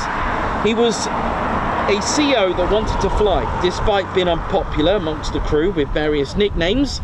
There was no denying his extreme courage. You know, it was August the 27th, for example, into the night of into 28th 1942. Guy Gibson led his 9 aircraft to bomb the aircraft carrier Graf Zeppelin with a capital ship, which was a 5,600 pound anti-shipping bomb. Now, I want you to understand that Guy Gibson, he may have had a reputation, but I believe his reputation got him to where he was, because he wanted to fly. Although, you know, it was, he was a wing commander, and, you know, he didn't want desk jobs. He wanted to fly. You didn't really get wing commanders flying, commanding officers flying all the time. It was, it wasn't really the done thing. And he got himself, he already had 4 aerial victories as a night fighter with 29 Fighter Squadron, but he led his crew in August 27th, 28th, okay, in 1942 to go and destroy the Graf Zeppelin aircraft carrier. And, check this out, it's an amazing thing what he did. There was poor weather. He made 12 runs to try to locate the target, the Graf Zeppelin. Survived, but this thing survived, but it was never used after the raids. He kept going. You don't often hear that. I mean, I found it staggering that Ron Middleton, when he made those turns, those 3 turns, I thought 3 was bad enough. This guy, Wing Commander Guy Gibson, he did 12 runs to try to locate this. And when we're talking about heavy anti-aircraft fire, okay, they didn't destroy it, but I think that, you know, I think Germany was a bit worried that this thing isn't going to last, and it didn't even get used, to be honest. So there we go. We may have aircraft on the way back, so just give me a second. Let me just check. Okay, here we go.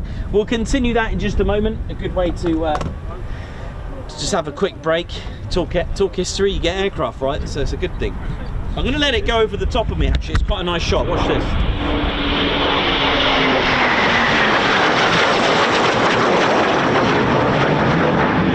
Yeah.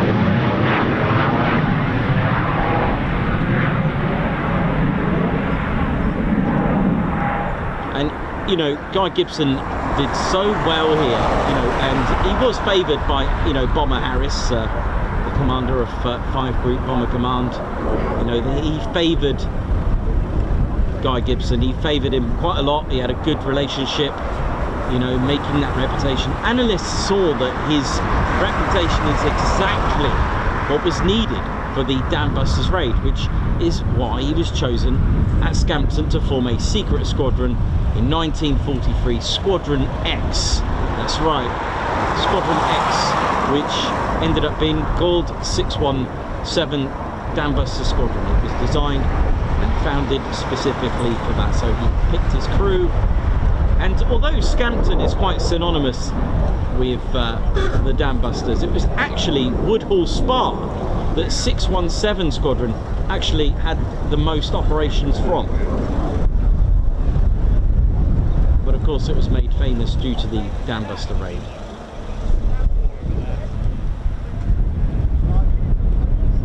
So he had a couple of, he had a few missions with the Manchester. But the thing is, with Coningsby's satellite station, it was the perfect time for Coningsby to close. Now 97 Squadron moved to Woodhall Spa in 1942. They ended up joining 44 Squadron on the Augsburg raid, the famous raid, the first ever raid into Germany by day, yet alone by night. This was by day, which was staggering.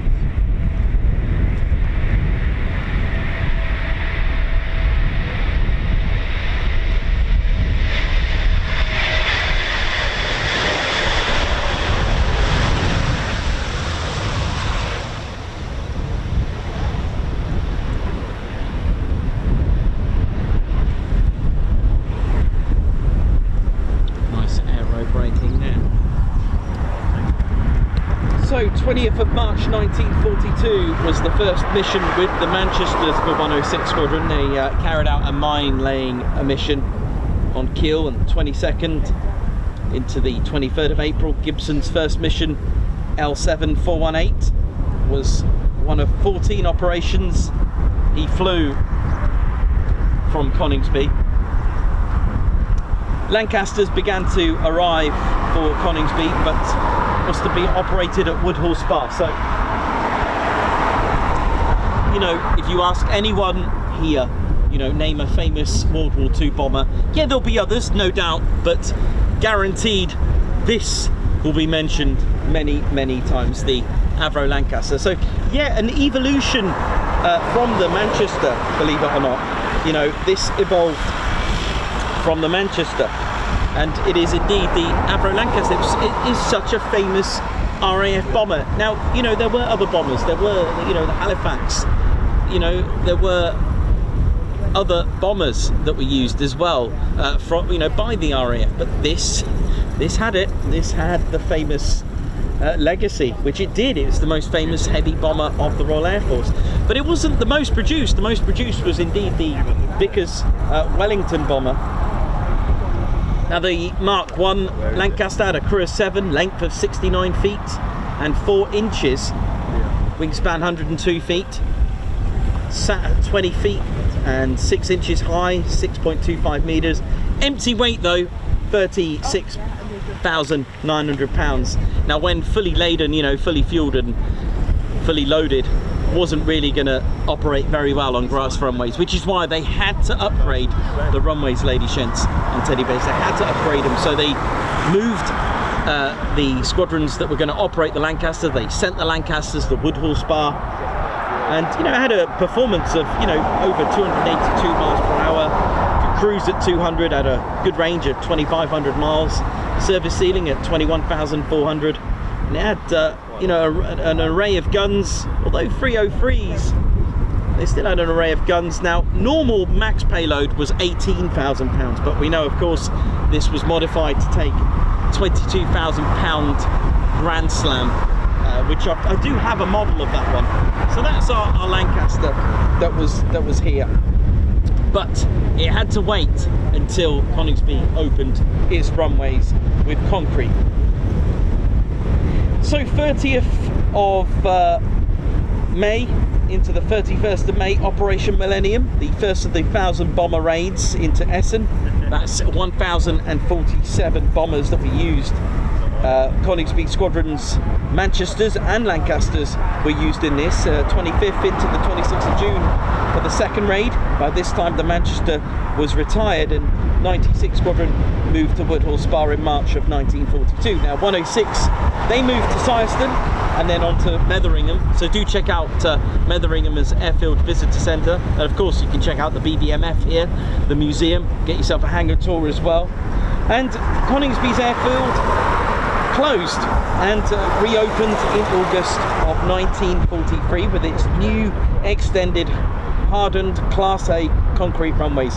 Now, first to try out the new runways was an aircraft that you may have seen this year. You may have seen it at East Kirkby, you may have seen it at Cosford, and you may have seen it at Shuttleworth.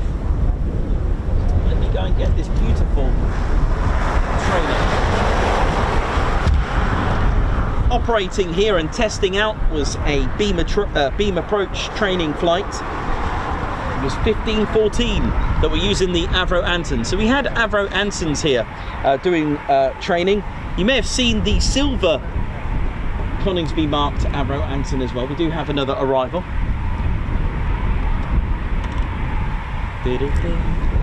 So basically today I'm going to show you every aircraft I have that was stationed here in Coningsby, or at least operating.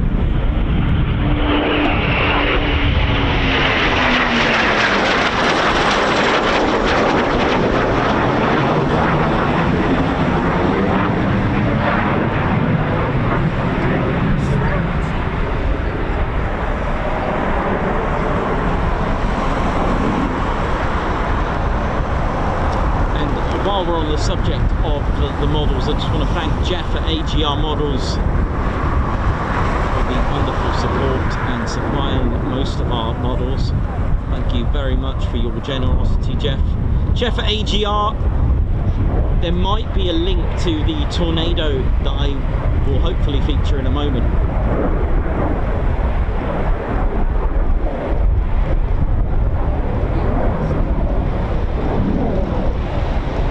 So for those who don't know what beam approach is, it's very early ILS, literally very, very early ILS, using a beam system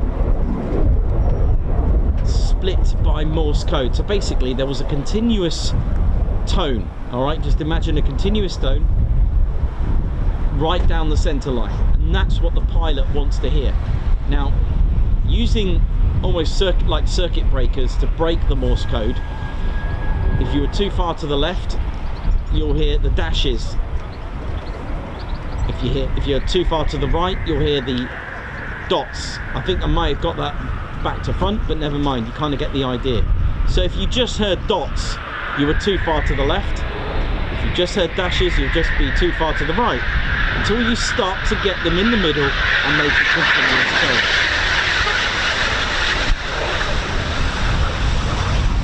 Beam approach, just like ILS, a very clever system to assist on landings in poor visibility and at night as well.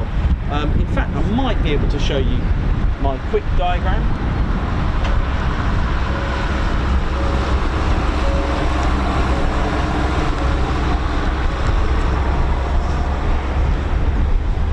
Yeah, I might be be able to show you that. It's a bit windy, but well, you kind of get the idea. There it is. So it's called an air signal. So a continuous tone, but the thing is, if you look at the Morse code of it all, okay, it's dash dot dash dot dash dot, and what it is, those dots will fill the dash to make one continuous tone. So if you just heard the dots, you were too far to the left of the center line. If you just heard dashes, so you can adjust yourself. So if you just heard the dashes or the dots, you can adjust until you're almost at one continuous tone. That was it. That was beam approach. Very simple. This is known as the Lorenz beam that they used in Germany at their airport in Berlin, I think it was. Oi, oi. How you doing? You okay? Come from Cornwall to see you. Oh, hello there. You all right? Yeah. How's Cornwall? All right? It's all right. Hoping to move again. Yeah. Nice. You Whereabouts all right? in Cornwall have you come from? Launceston. Oh, Launceston. Yep. Okay, just off the A30, right by Bodmin. Yeah, cool. Nice. Doing all right? Yeah, good. Thank you. Yeah, very. Enjoy your program. Thank you very much.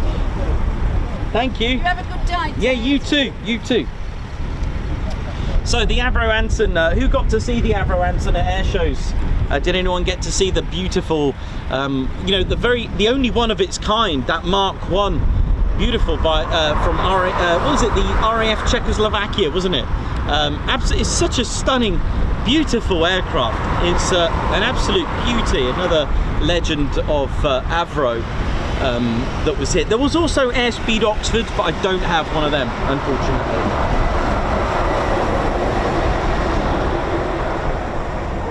So 30th of August 1943, the first operational squadron to arrive on the new, okay, so although 15-14 beam approach did use the new runways, the official, you know, operational, you know, frontline squadron, shall we say, was indeed 617 Squadron, and this time it was under the command of Squadron Leader Holden, DSO, who took part in the Dam Buster raid. At that time, Wing Commander Guy Gibson was in Canada, and he was doing a lot of PR work over there. I mean, you know, at the end of the day, credit to him, he was due that break.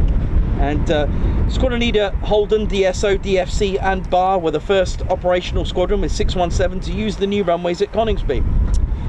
On the night of the 15th of September into the 16th in 1943, 8 Lancasters of 617 Squadron took off to attack the Dortmund Ems Canal using the 12,000-pound high capacity bombs, but this came at a cost of 5 Lancasters that failed to return. Many of the crew lost included Holden and several of those that actually took part in the Dam Busters raid. So those brave men, they survived the Dam Busters raid, went on this raid on the 15th into the 16th, and sadly never came back. Many of the Dam Busters crew were lost in that raid. I think it was 33 lost their lives and 2 became POW. 5 did manage to evade capture. Oi, oi. January 1944, 617 Squadron swapped with 619, and 61 Squadron also arrived at Coningsby, both operating the Lancaster. But their stay was brief, and Coningsby became a Pathfinder target marking force. I know, right? Bet you didn't know that? A Pathfinder marking force. There were target markers, you see. They found that if you... So, for those who don't know... Oh, hello. Got another aircraft coming out. Nice. So Pathfinder Force would lay flares on the targets. Oh, where's he going? No, changed the mind. So maybe I should, mind you, I think I covered the Pathfinders on my upward. So there'll be either, for example, aircraft that would lead in front of the main bomber force and drop flares on the targets, and then the job of the main force was to drop the bombs on those targets. So the idea there was actually to make it a lot more of an accurate bombing. But the thing is, they found that if you are going to be a Pathfinder and you are lost, you may get things wrong. So they had a target marking, target finding as well. and they would lead the way in that way, so they'll actually drop flares. And you know, when I talk about decoy airfields as well, this is quite an interesting one. Well, you know, I always say about defense being a deception, a great form of defense. Well, the Germans on the ground during World War II would actually light up fake flares to actually fool them. So the RAF started changing the colours, and it was cat and mouse, different colours of flares. So the idea, you see the flare, you drop your bombs on the target, right? But what Germany did on the ground, they'd light up flares to make them think, yeah, just drop it here. So they had to then change colours and have different, all this kind of stuff. And then you had the perils of flares actually accidentally lighting up inside the fuselage, which also caused a few problems as well.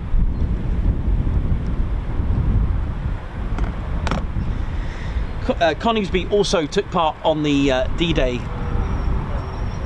Normandy campaign. 97 Squadron took off with 18 Lancasters for a mission to drop bombs on the coastal heavy gun batteries on the French coast. Amongst the 18 Lancasters was Wing Commander Jimmy Carter. Just check, I think we've got another Typhoon coming actually. Yeah, Jimmy Carter was going to lead, and he even quoted, "Thank God I'm not in ops, I'm still on ops and not in OTU now," which was the operational training unit.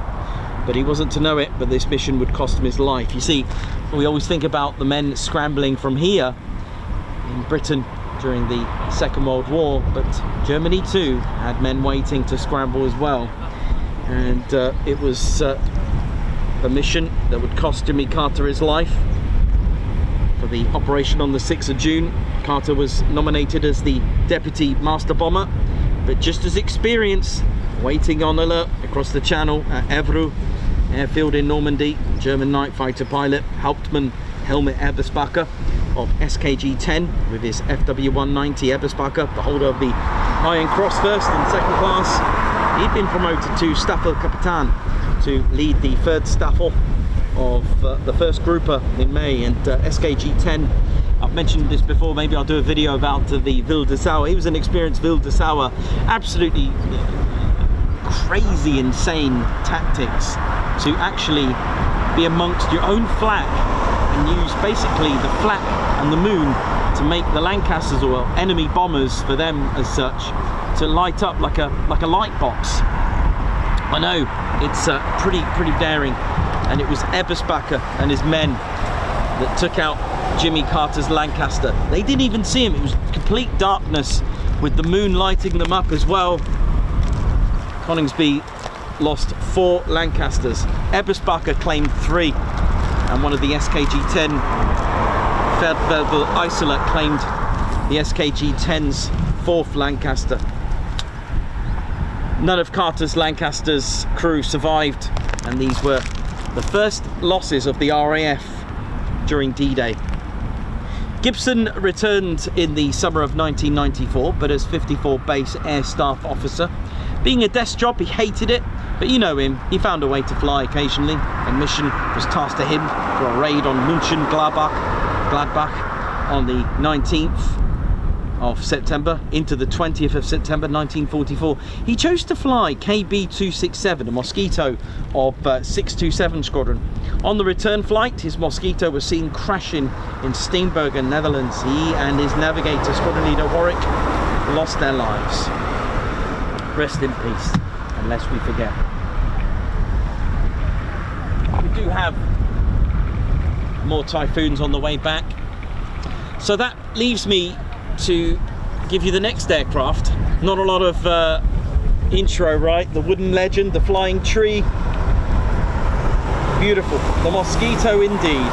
Now, the 25th of April 1945, it was Coningsby's last sortie, which was against the oil refinery in Norway.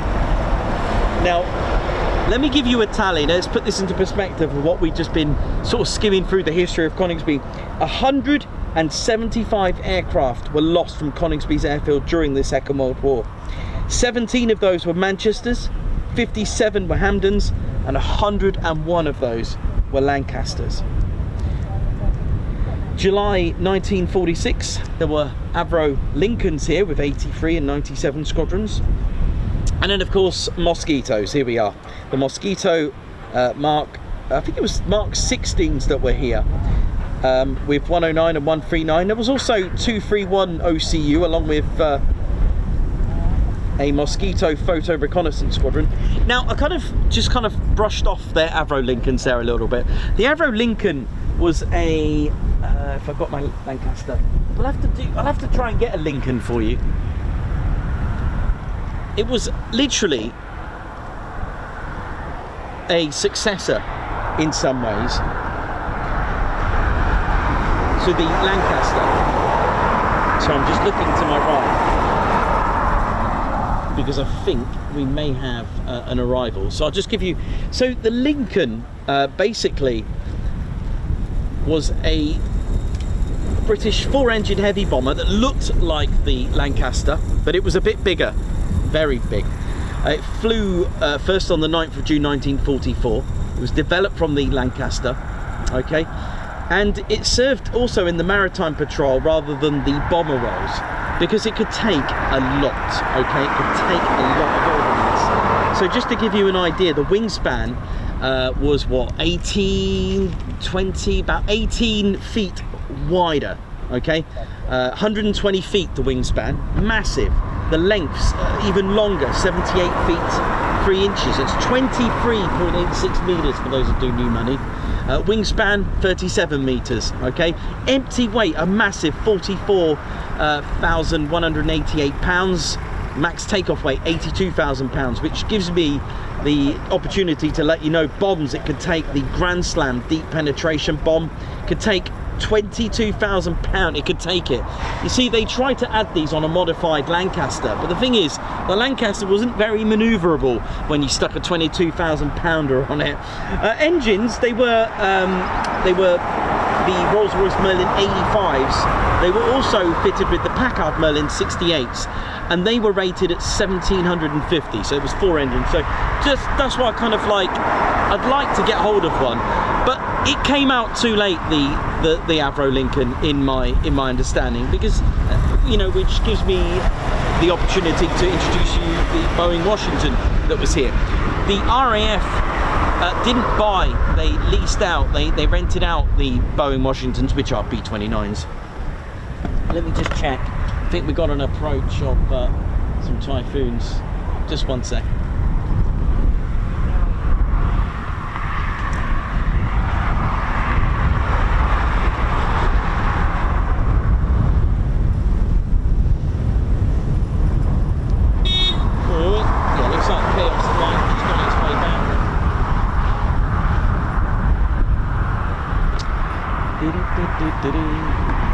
Yeah, so 1952 Coningsby had 32 Boeing Washington B1s with 15, 44, 57 squadrons operating them. The Boeing Washington B1s, for those who don't know, they were the RAF's name for a B-29. I know, proper heavy metal, even bigger and more deadlier, if I'm allowed to say that, than the Avro Lincoln. So here they come. So we got Chaos Flight on the way back.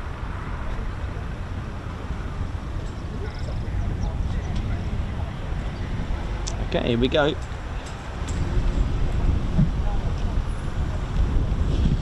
You know, Coningsby is just another classic example with so much history here. It's unbelievable.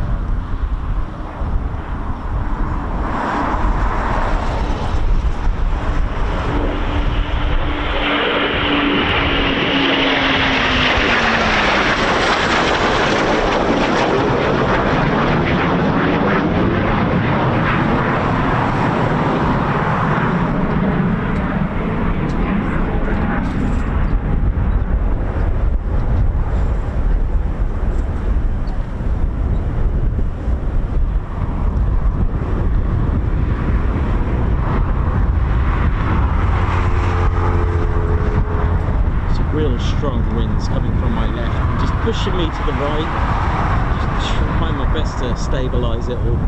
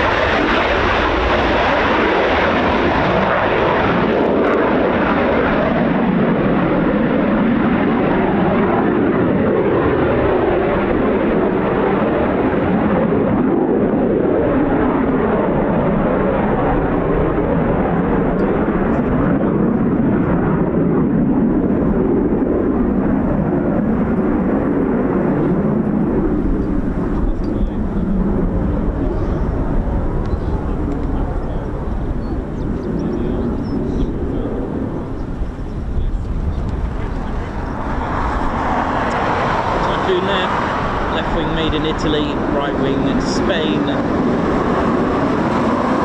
Spain also making the leading edge slats as well. Centre section of the fuselage made in Germany. The whole front section, including the four planes of the cockpit, made in Britain. The rear tail stabiliser made in Britain, and components at the rear of the fuselage made in both Britain and Italy as well. Again, same with the Eurojet engine, with the four countries and their designated manufacturers, a composite of all four countries making certain parts of the EJ200 engines.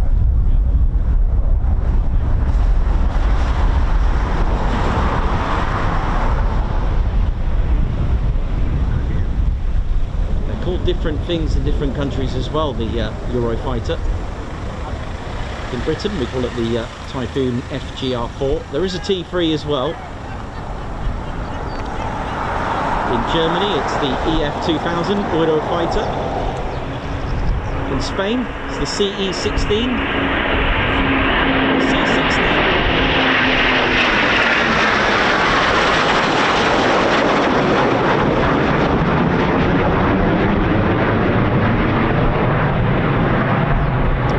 Sorry, the C16 Typhoon, or the CE16 for the two-seater.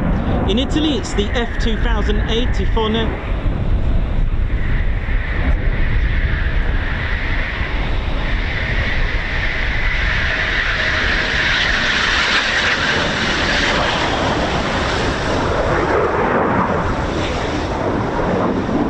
And it only weighs 24,000 pounds empty.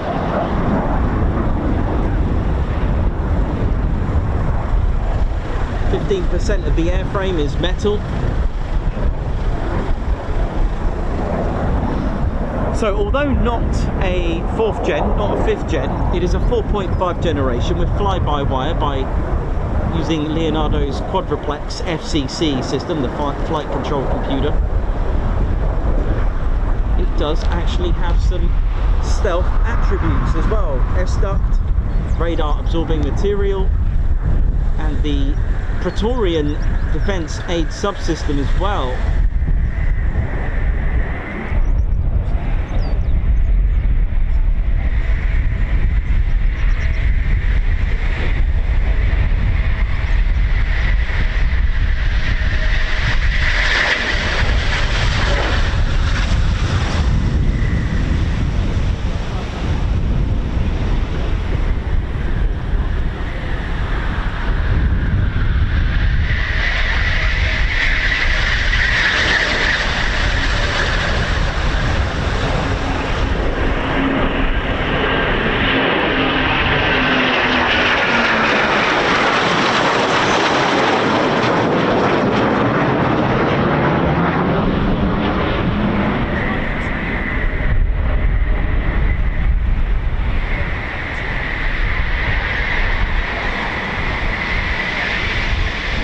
So those that have seen our latest video with the foreplanes, they move. They certainly do move. Very, very cool to see them. And I thought I'm going to put a little video together. I could see if I can have any close-ups of the foreplanes in action. The Typhoon doesn't have any elevators, so pitch, angle of attack is used from the foreplanes that are made of titanium.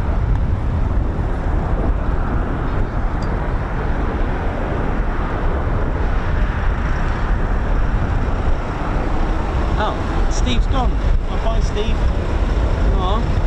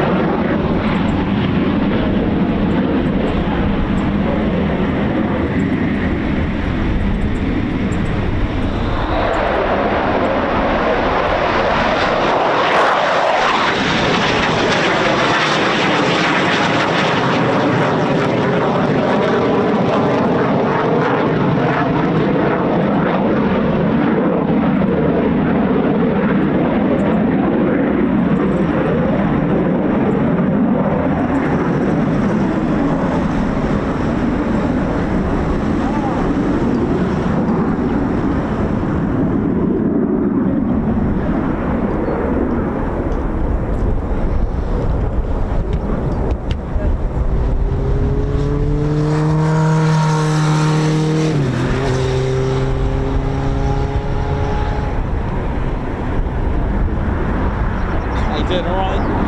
Good. You okay, yeah? Oh, you too, man. Yeah, you too. What's your name? Kevin, good to meet you, man. See ya. Yeah. Pretty busy today. Really good fun.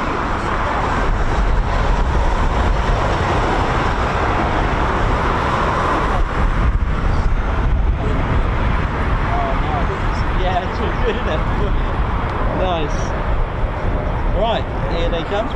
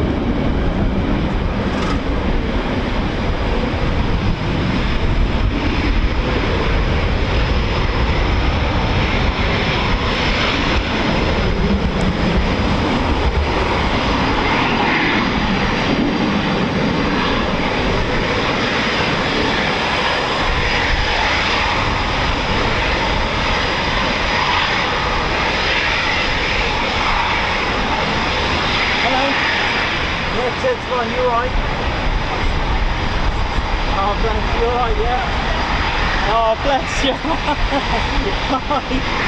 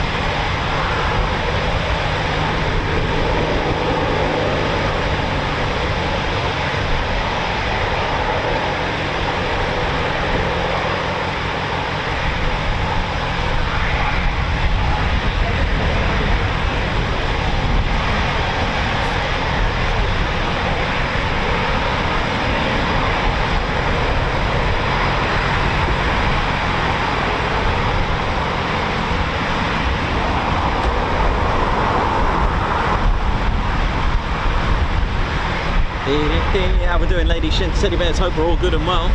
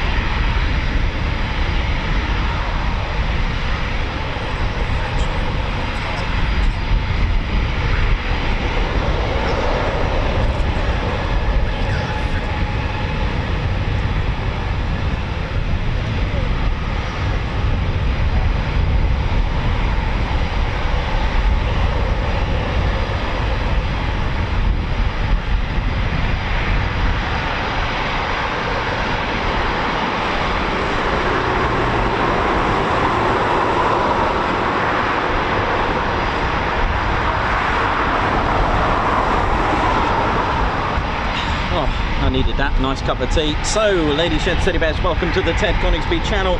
If you haven't done so already, don't forget to hit the like button, give us a thumbs up. You've been clear, touch and go on the like button, and of course, do make sure that you don't miss out. Be part of the community, join the Ted Coningsby Squadron. It's free to subscribe, and you can also click the notification bell button, set it to all so you don't miss out on the latest and greatest live streams and videos as well. But if you want to support the channel even more with lots of perks, and I mean lots of perks, then do come and join us as a member. There are 3 levels of Ted Coningsby memberships. We've got plenty of members on in the chat room right now, and I'm sure they'll all make themselves known. Members, make yourselves known. Let us know what you love about the membership. I'll tell you what, that is a good question. What is it that you love about the Ted Coningsby membership? I think that's a nice one. If you'd like to put a few comments there of why you like the Ted Coningsby membership. So just, that'll be really nice, that'll be really good. We do give discount to all our members on our online store as well. So if you can put a few words, I'll go on the chat room right now as well to feed that across. That'll be quite nice. So if you're a Ted Coningsby member, let us know why you like being a member. What is it about the channel? Darren Endersby, how you doing? Hope you're well. Captain A. Yeah, I know, and you get all the emojis as well. How cool is that? Supporting the channel, says Christopher Neal. Absolutely, thank you very much. That's really kind of you. That's nice. That's nice words there, right there. Christopher Neal is a member because he likes supporting the channel. Typhoon Tristan here. I love the friendliness of the community and exclusive members only videos. Brilliant. Not Captain Baber, Discord chat 24/7, especially the Posh Officers Club. Darren Endersby says, I like the membership because this is a fabulous channel. Nick J. Wright says, for the community. Cas48, lots of action and info. Bama fan in Oz, love the special emojis. Captain A says, being part of this amazing family is truly a privilege. Margot Baxter, TCS Fighter Squadron, oh, thank you. Thanks so much. A big shout out to our Fighter Squadron members. If you want a bit more of an exclusive experience with myself through the channel, get all the latest and greatest info for the future for the channel, it's a personal touch, and support the channel even more, do have a look at the Fighter Squadron membership as well. Thank you very much. Links Rainbird, access to fantastic videos, being able to contribute. Susan Bloy says, helping with Ted Salmon Supply. Love it. Carlos, I love that. I'm going to still call you Carlos, is that alright? Carlos E, Carlos aka the emojis of what I'm here for. I'm a member mainly because I want to support the channel. Love it. Reese Maroney, love the history in Ted's Nikos Outlook. Thank you very much. Margot Baxter says, Ted's family. Danson Wheels, oi oi, says it's a fantastic place for history and laughs. Christopher Neal, the whole of the TCS. Bama fan in Oz says, my way to thank you for all the great videos and help keep you on the road. That is absolute. Please, Carlos. Okay, Carlos, it is. I love that interaction that we had at Shuttleworth was absolutely banging. That was brilliant. And Alan Q, get to see some planes you do not see all the time. It's a great channel. Reese Maroney, Nikos has a way with his streams, makes aviation interesting, bringing people together. Thank you very much, Reese. Not to mention fantastic merchandise from comment from Links Rainbird. Christopher Neal, great education. Thank you very much. I'm just going to quickly disappear off the chats for 2 seconds. I haven't got long to go to finish the education. Just really quickly, I wanted to show you the B-29, and the RAF called it the Boeing Washington. For those that don't know, it was in 1952, but just rolling back to 1950, care and maintenance for Coningsby was up. And but Boeing Washingtons with 149 Squadron, and by July 1952, Coningsby had 32 of these absolute beasts. It was a stopgap because the aircraft that was meant to replace the Mosquito was coming into effect, and the bridge from piston to jet was coming soon. In fact, it took its first ever flight in 1949 on the 13th, Friday the 13th of May. I know, Beaumont said, oh, that sounds tasty, doesn't it? 1952, these were here. And then finally in 1953, this is why they, what beautiful sound. Listen to that. Yeah. So 1953, Coningsby had its first ever jet-powered aircraft. The English Electric Canberra 149 Squadron, 44, 15, 57. Canberra B6s in the late 50s with 9 and 12 Squadron. And then in 1962 to 64, an aircraft that I know all of you will be like, oh.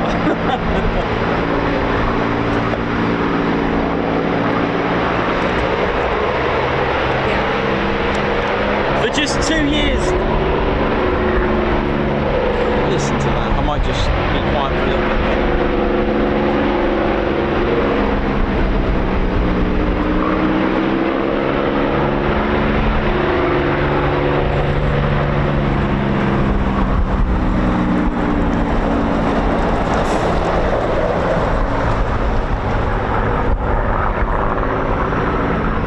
So the sounds like a Merlin engine is having a bit of flexing going on. So it's, we're not going to see it fly, but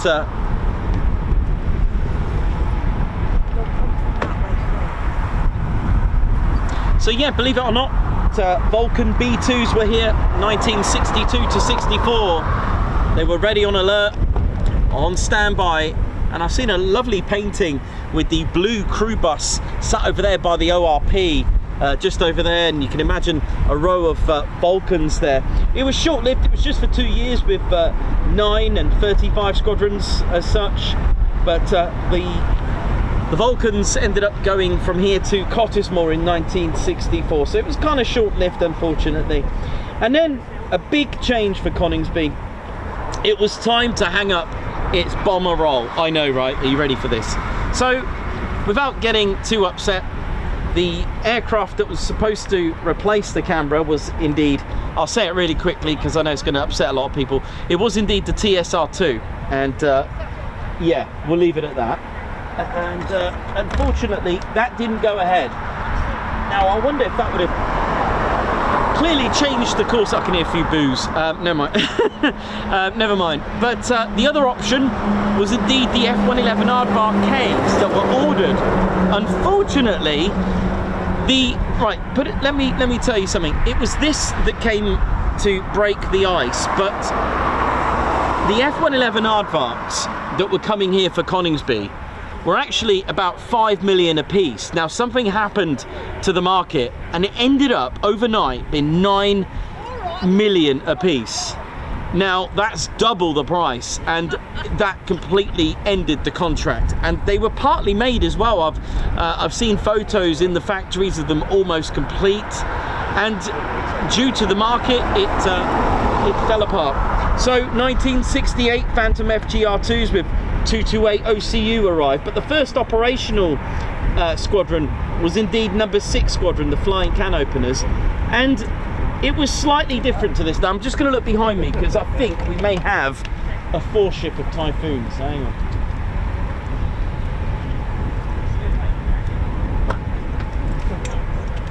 Yeah, I've got a funny feeling we may get a 4-ship. I don't know. Let's have a look. I don't want to miss that. Let me just yeah, so the Phantoms arrived 1969, number 6 Squadron, the Flying Can Openers.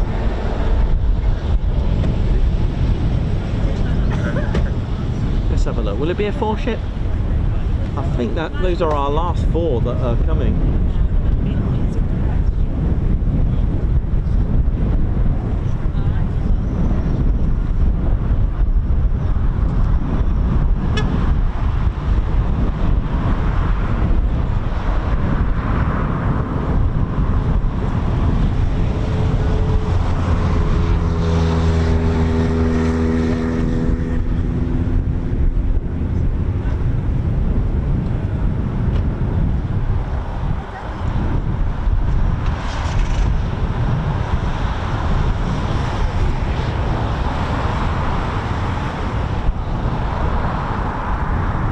always makes a nice visual when you get a 4-ship.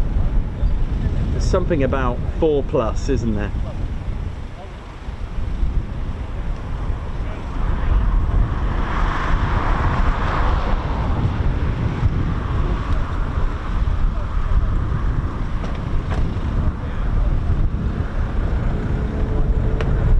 Well, I thought there was 4 coming, or at least I thought there was Typhoons coming. Maybe I'm wrong.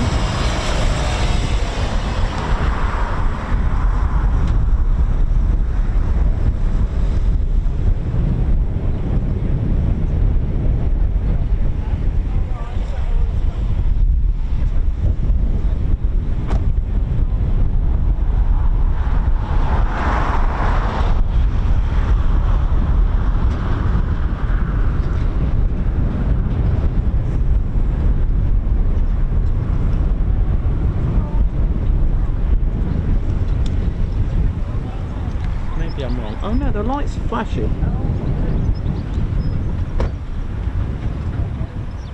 No, it is 2. And it looks like a pairs landing as well. Should be quite nice and special. Yep, it is possibly a pairs landing.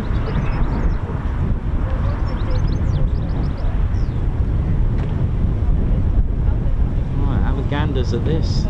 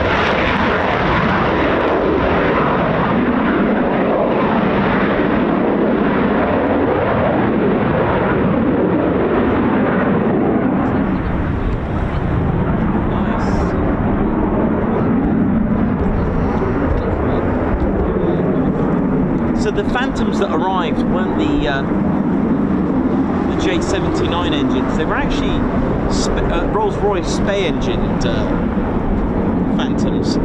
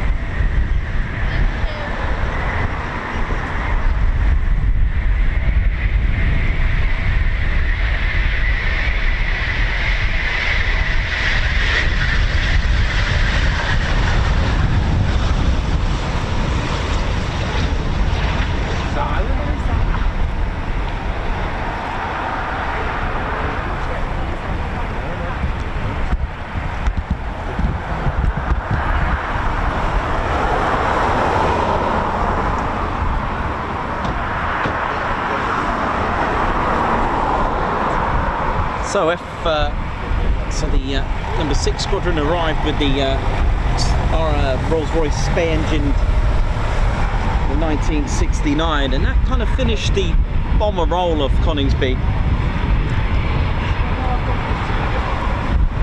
Flying can openers, we had 54, 41, treble 1 and 29 squadron. Many of these squadrons eventually either disbanded or made their way to RAF Watersham in the late 70s to take over the QRA intercept role of the English Electric Lightnings. 1976, the BBMF arrived here at Coningsby. They arrived from Norfolk, Coltishall.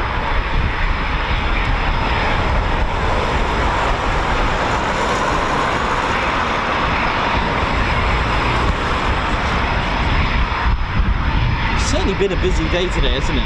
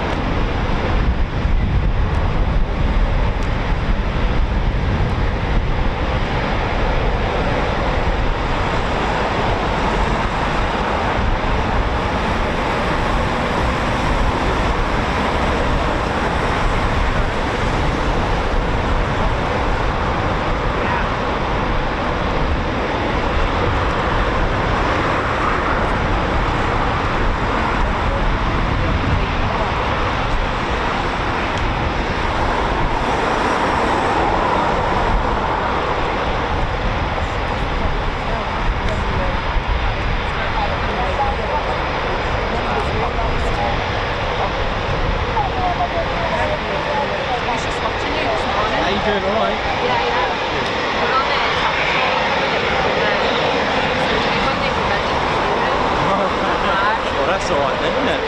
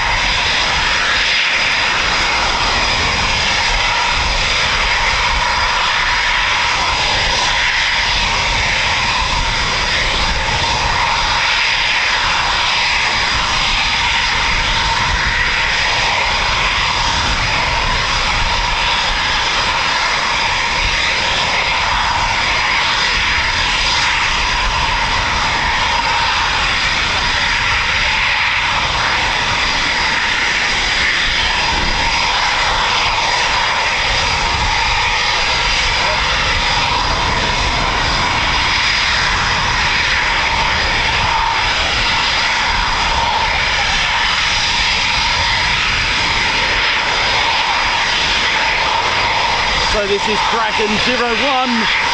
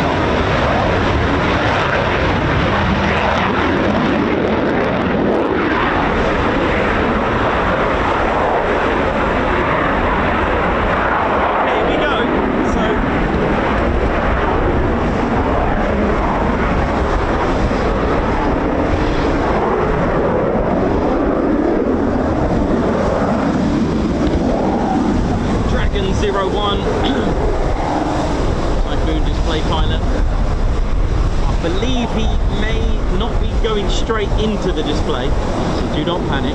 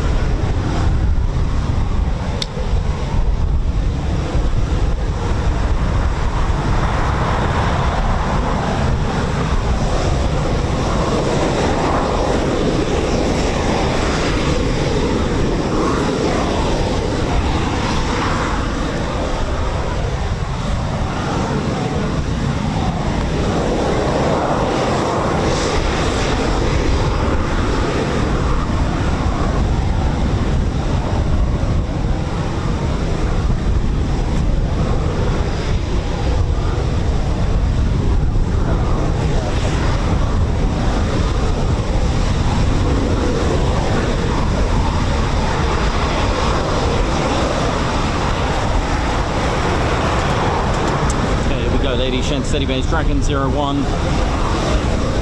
Just unsure if he's going to go straight into the display or just going into holding at this stage, but we'll know in about a few minutes or a few seconds.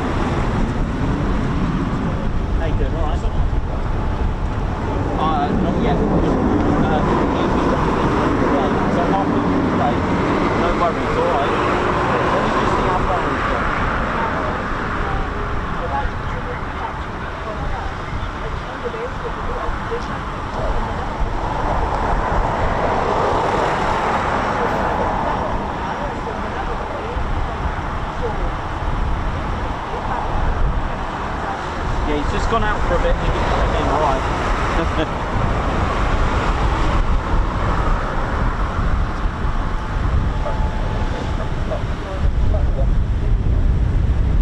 So Dragon 01's just gone out into holding, just do a few checks.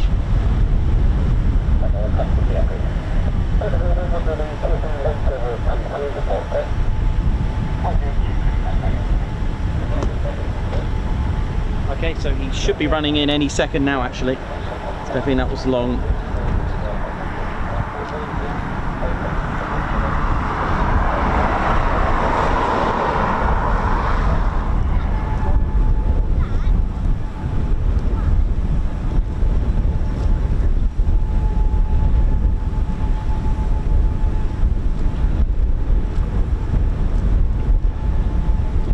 Not forgetting the very first Typhoon display pilot in 2005 for the Royal Air Force was Squadron Leader Matthew Elliott, who made history and a milestone as the first RAF Typhoon display pilot. He debuted at RIAT as well.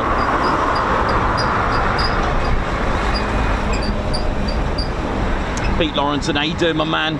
Hope you're all good and well. Good to see you, man. Dieter, Margot, Ali, Leyland, Oii. Yep, this is Flight Lieutenant Tom Nation, call sign Dragon 01. He's just doing a few ID checks and not those types of ID checks.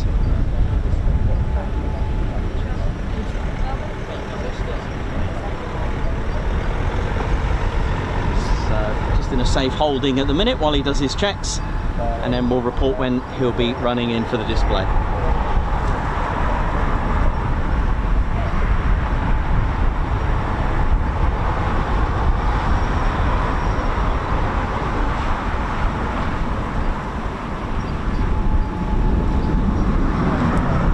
Will be running in around 550, 600 knots.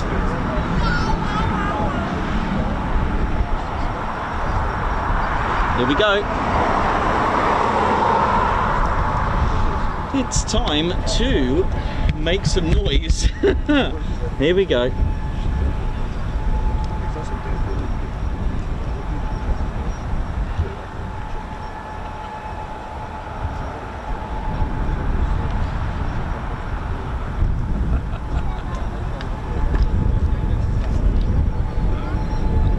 Oh, it's low.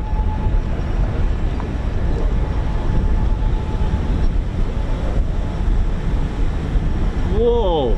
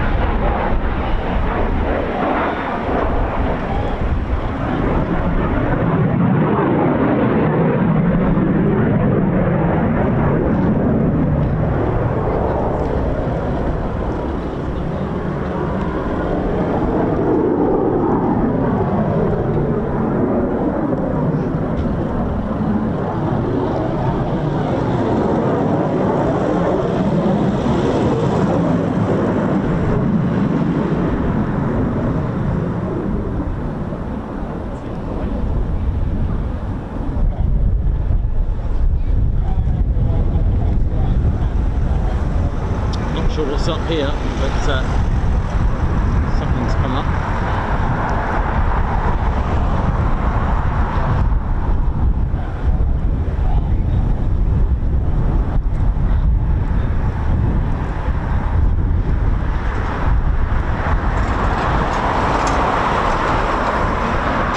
Just joined us. This isn't, of course, part of the display, so we saw it opposite.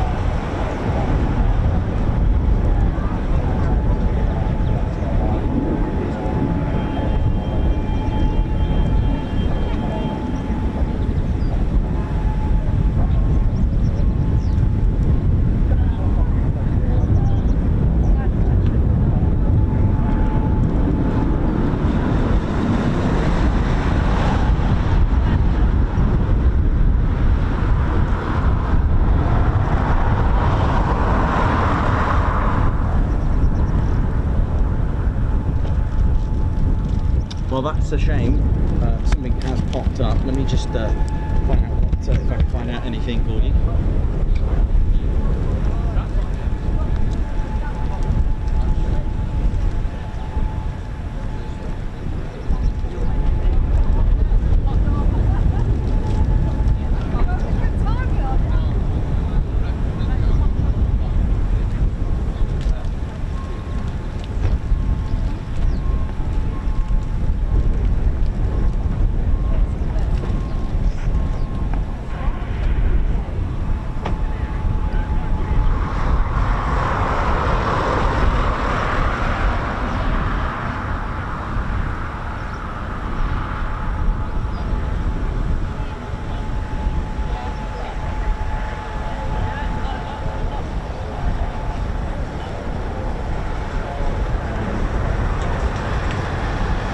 So he will be commencing display. It sounds like there's a helicopter in the area by the sound of it.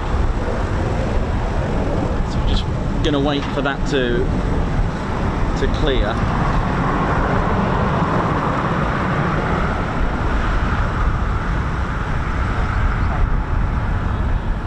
I think it was the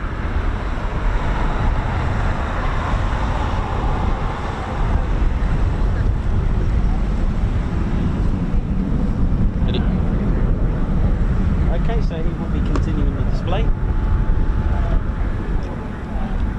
It's a case of trying to find him.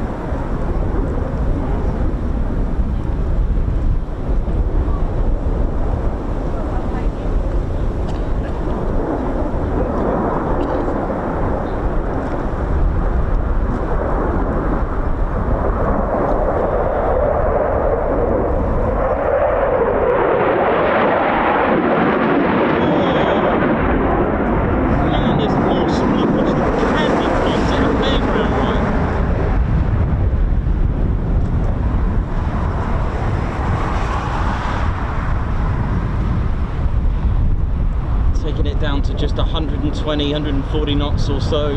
Look at this.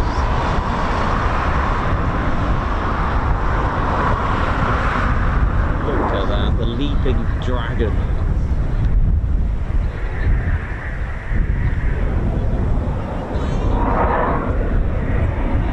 Look how slow it's going. Look at this.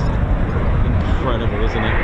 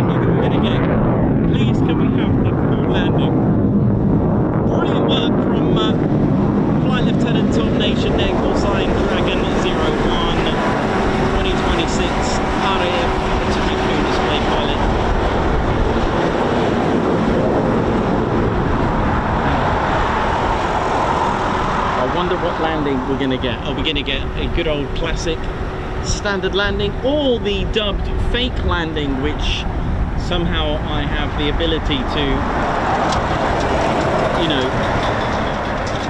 warp time as we know it and intervene with the with science and just actually make everyone NPCs. And well, we'll see if he's going to run through here. Keep a lookout.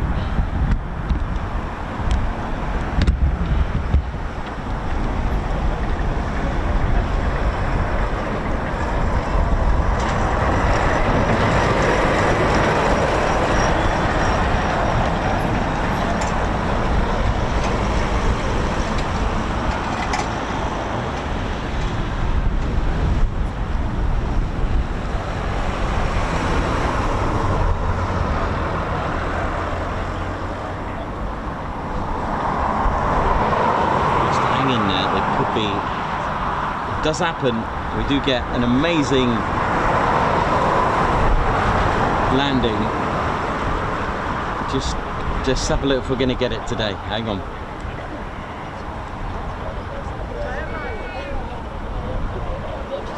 How you doing? All right. He may have. Let's have a look. It's just gone.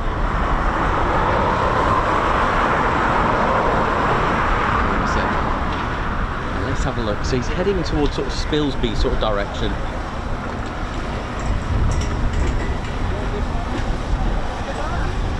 So we'll see if he's going to run in, or you know the landing I'm on about, the classic landing. Come on, it'll be nice. But he might. It looks like he might be going into a holding. We'll see. Let's just have a look. I would love another run at that that fake landing. Let's have a look.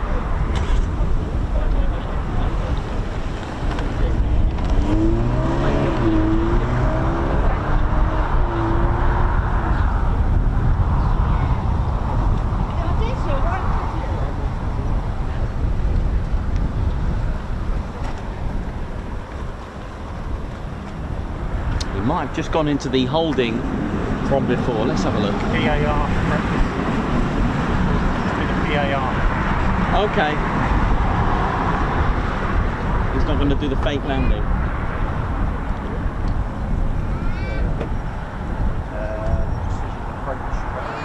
Can still do the fake landing. That is a precision approach.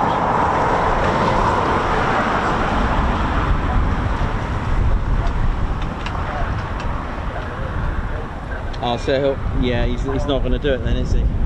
By the look of it.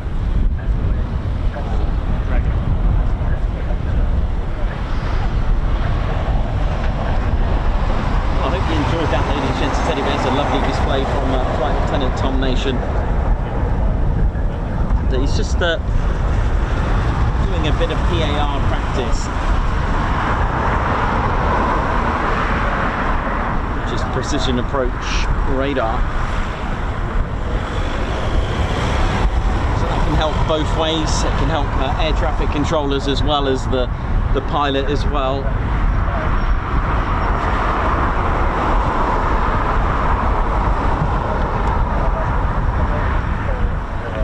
How you doing? All right? You okay?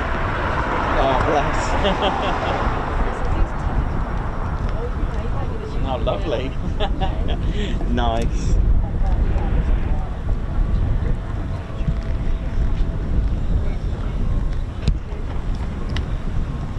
Okay, so let's just hold that there. Just wait for Tom to return.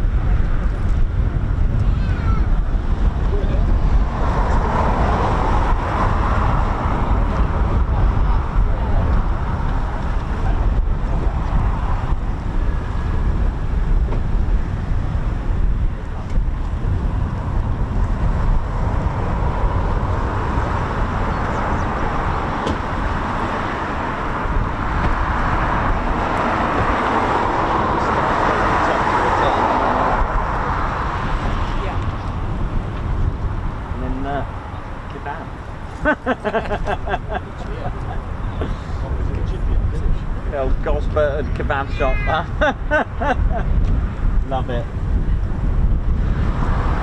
Right, where is he? He's in the area.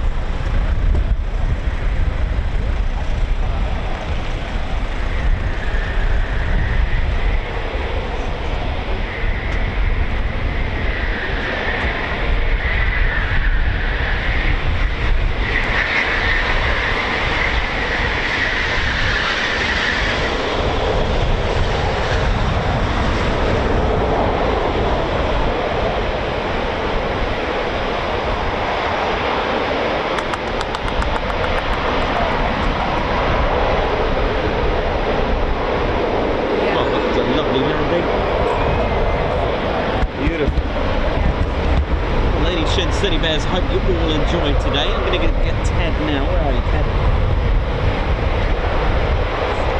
A round of applause there in the background.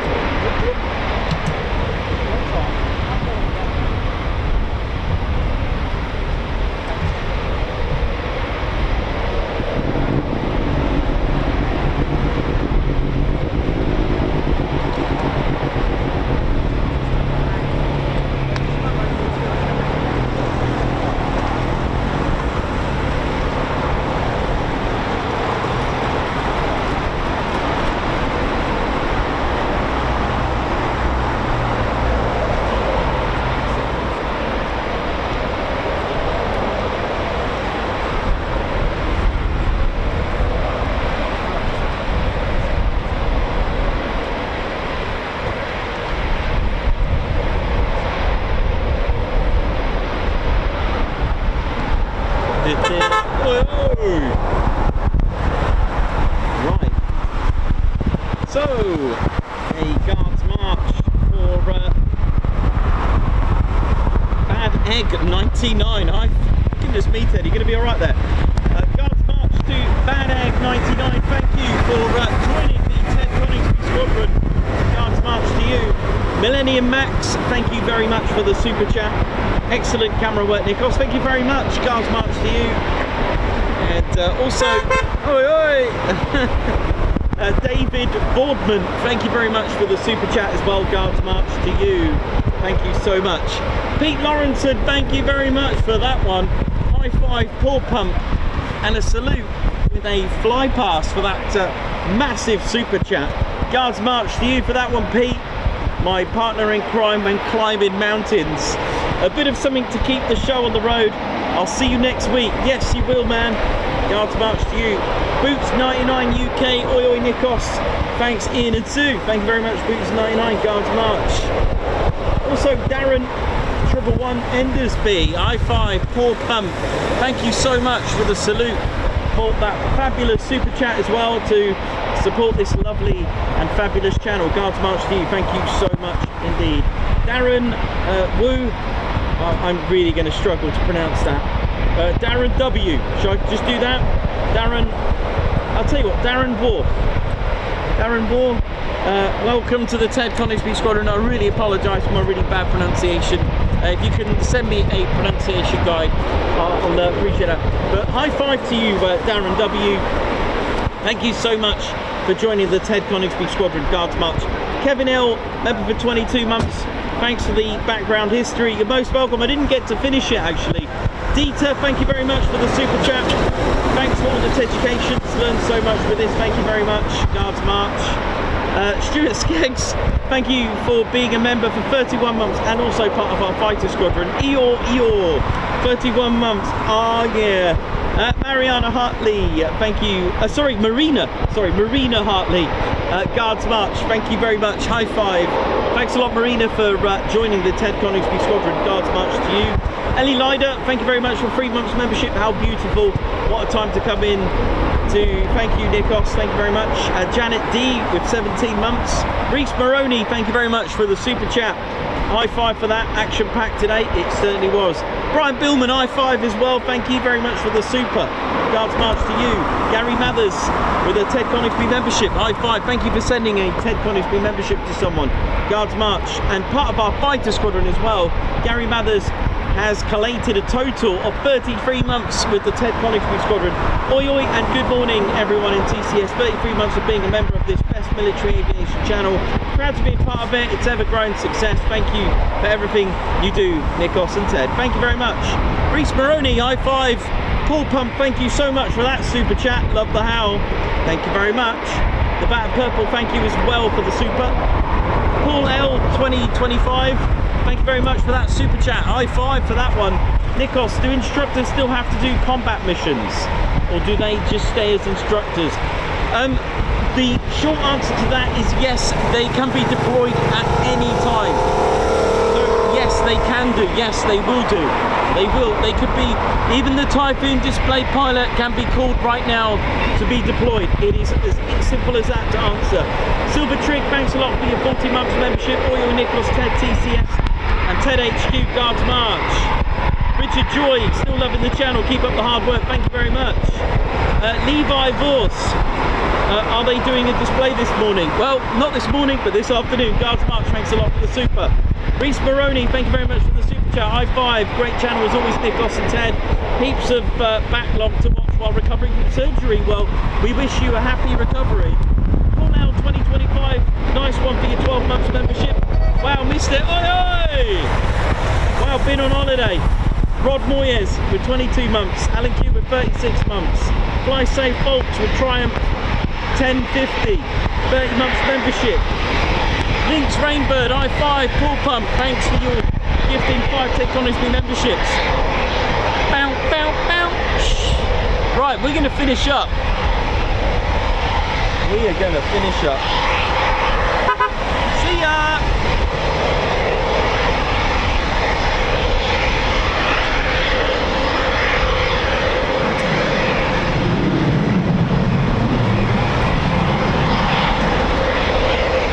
Well, it'd be rude not to catch this takeoff, innit? See ya! Okay, before we go, we're gonna just see this last Typhoon.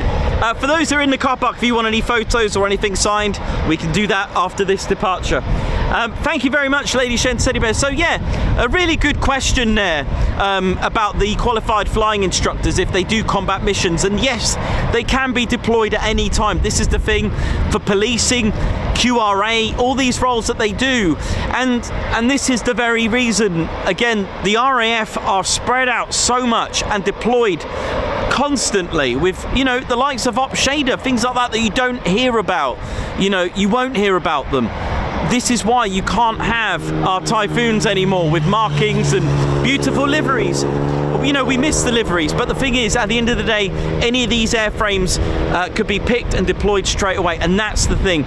We need serviceable aircraft at any time because the RAF are deployed all around the world, places that you've never heard of, places that you don't even know they're there. Honestly, it's as simple as that, and that is the real answer to that one. They are deployable. You'll start to see a lot of the markings being removed, all these kind of things. And let's, you know, from all our Teducation history talks, you know, this has been going on since World War II. In fact, 1939, just before the war. Do you remember 1938, 39? Was that just taxiing back? Oh yeah. Oh well, there we go. We're going to go now. But yeah, remember that squadron markings used to be the squadrons themselves written on the aircraft. You know, and security reasons, they got rid of that and added the 2-digit, or you know, number and letter system. So that's as simple as that. So anyway, Ted and I have just realised that was Tom taxiing back. So there is no departure. The only departure is us. RAF Coningsby, thank you very much for what you do protecting our sky. Gosh. Wow, nearly had an unrestricted climb, but thank you very much to all our members and supporters. You've been absolutely magic, and it's time to ride on. So my name's Nikos, I've been your cameraman, historian and commentator. This is Squadron Leader Ted Coningsby. You've been watching the Ted Coningsby channel live here at Ted's home. So for the last time for today, it is see you soon, wish you well, see ya. Ted, don't you shake your head at me. See you, man. Take care.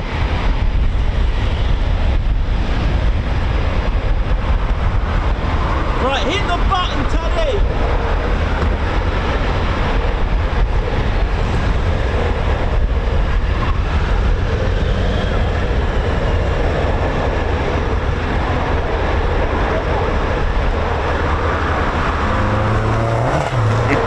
Oh yeah, ladies, sheds and teddy bears, welcome to the Ted Coningsby channel membership. I'm Nikos, I'm your cameraman and commentator. This is our squadron leader, Ted Coningsby. Just want to say a massive thank you to all our members. Guns up and oh yeah. Take it away, Ted. Ladies, sheds and teddy bears, we want to say a massive thank you to all of our subscribers for getting us to where we are today. We have gone all over the country, from as far as Lossiemouth to Bryce Norton, and military areas such as air weapons ranges, low flying areas, heritage centres and special flights for TED 2. We cannot do this without your support, and your support will be rewarded. You can now join the Ted Coningsby Squadron and help fund the channel to get us around the country and provide us with the funds for equipment to bring you better content too. We have 3 levels of membership to suit everyone. With your membership, you'll get access to members only videos, photos, posts, unlock special Ted Coningsby YouTube emojis and loyalty badges, as well as being able to access our exclusive members only Discord server. All membership levels reward you with discounts to our online store. Our top level fighter squadron was inspired by many of our fans who supported the channel massively. This is more of a personal experience with me and Ted, giving you exclusive live streams and content from behind the scenes photos, special info and updates, as well as a free Ted Coningsby Fighter Squadron patch for joining. Whichever membership level suits you, we want to say a massive thank you for choosing to join the Ted Coningsby Squadron. Ah, yeah.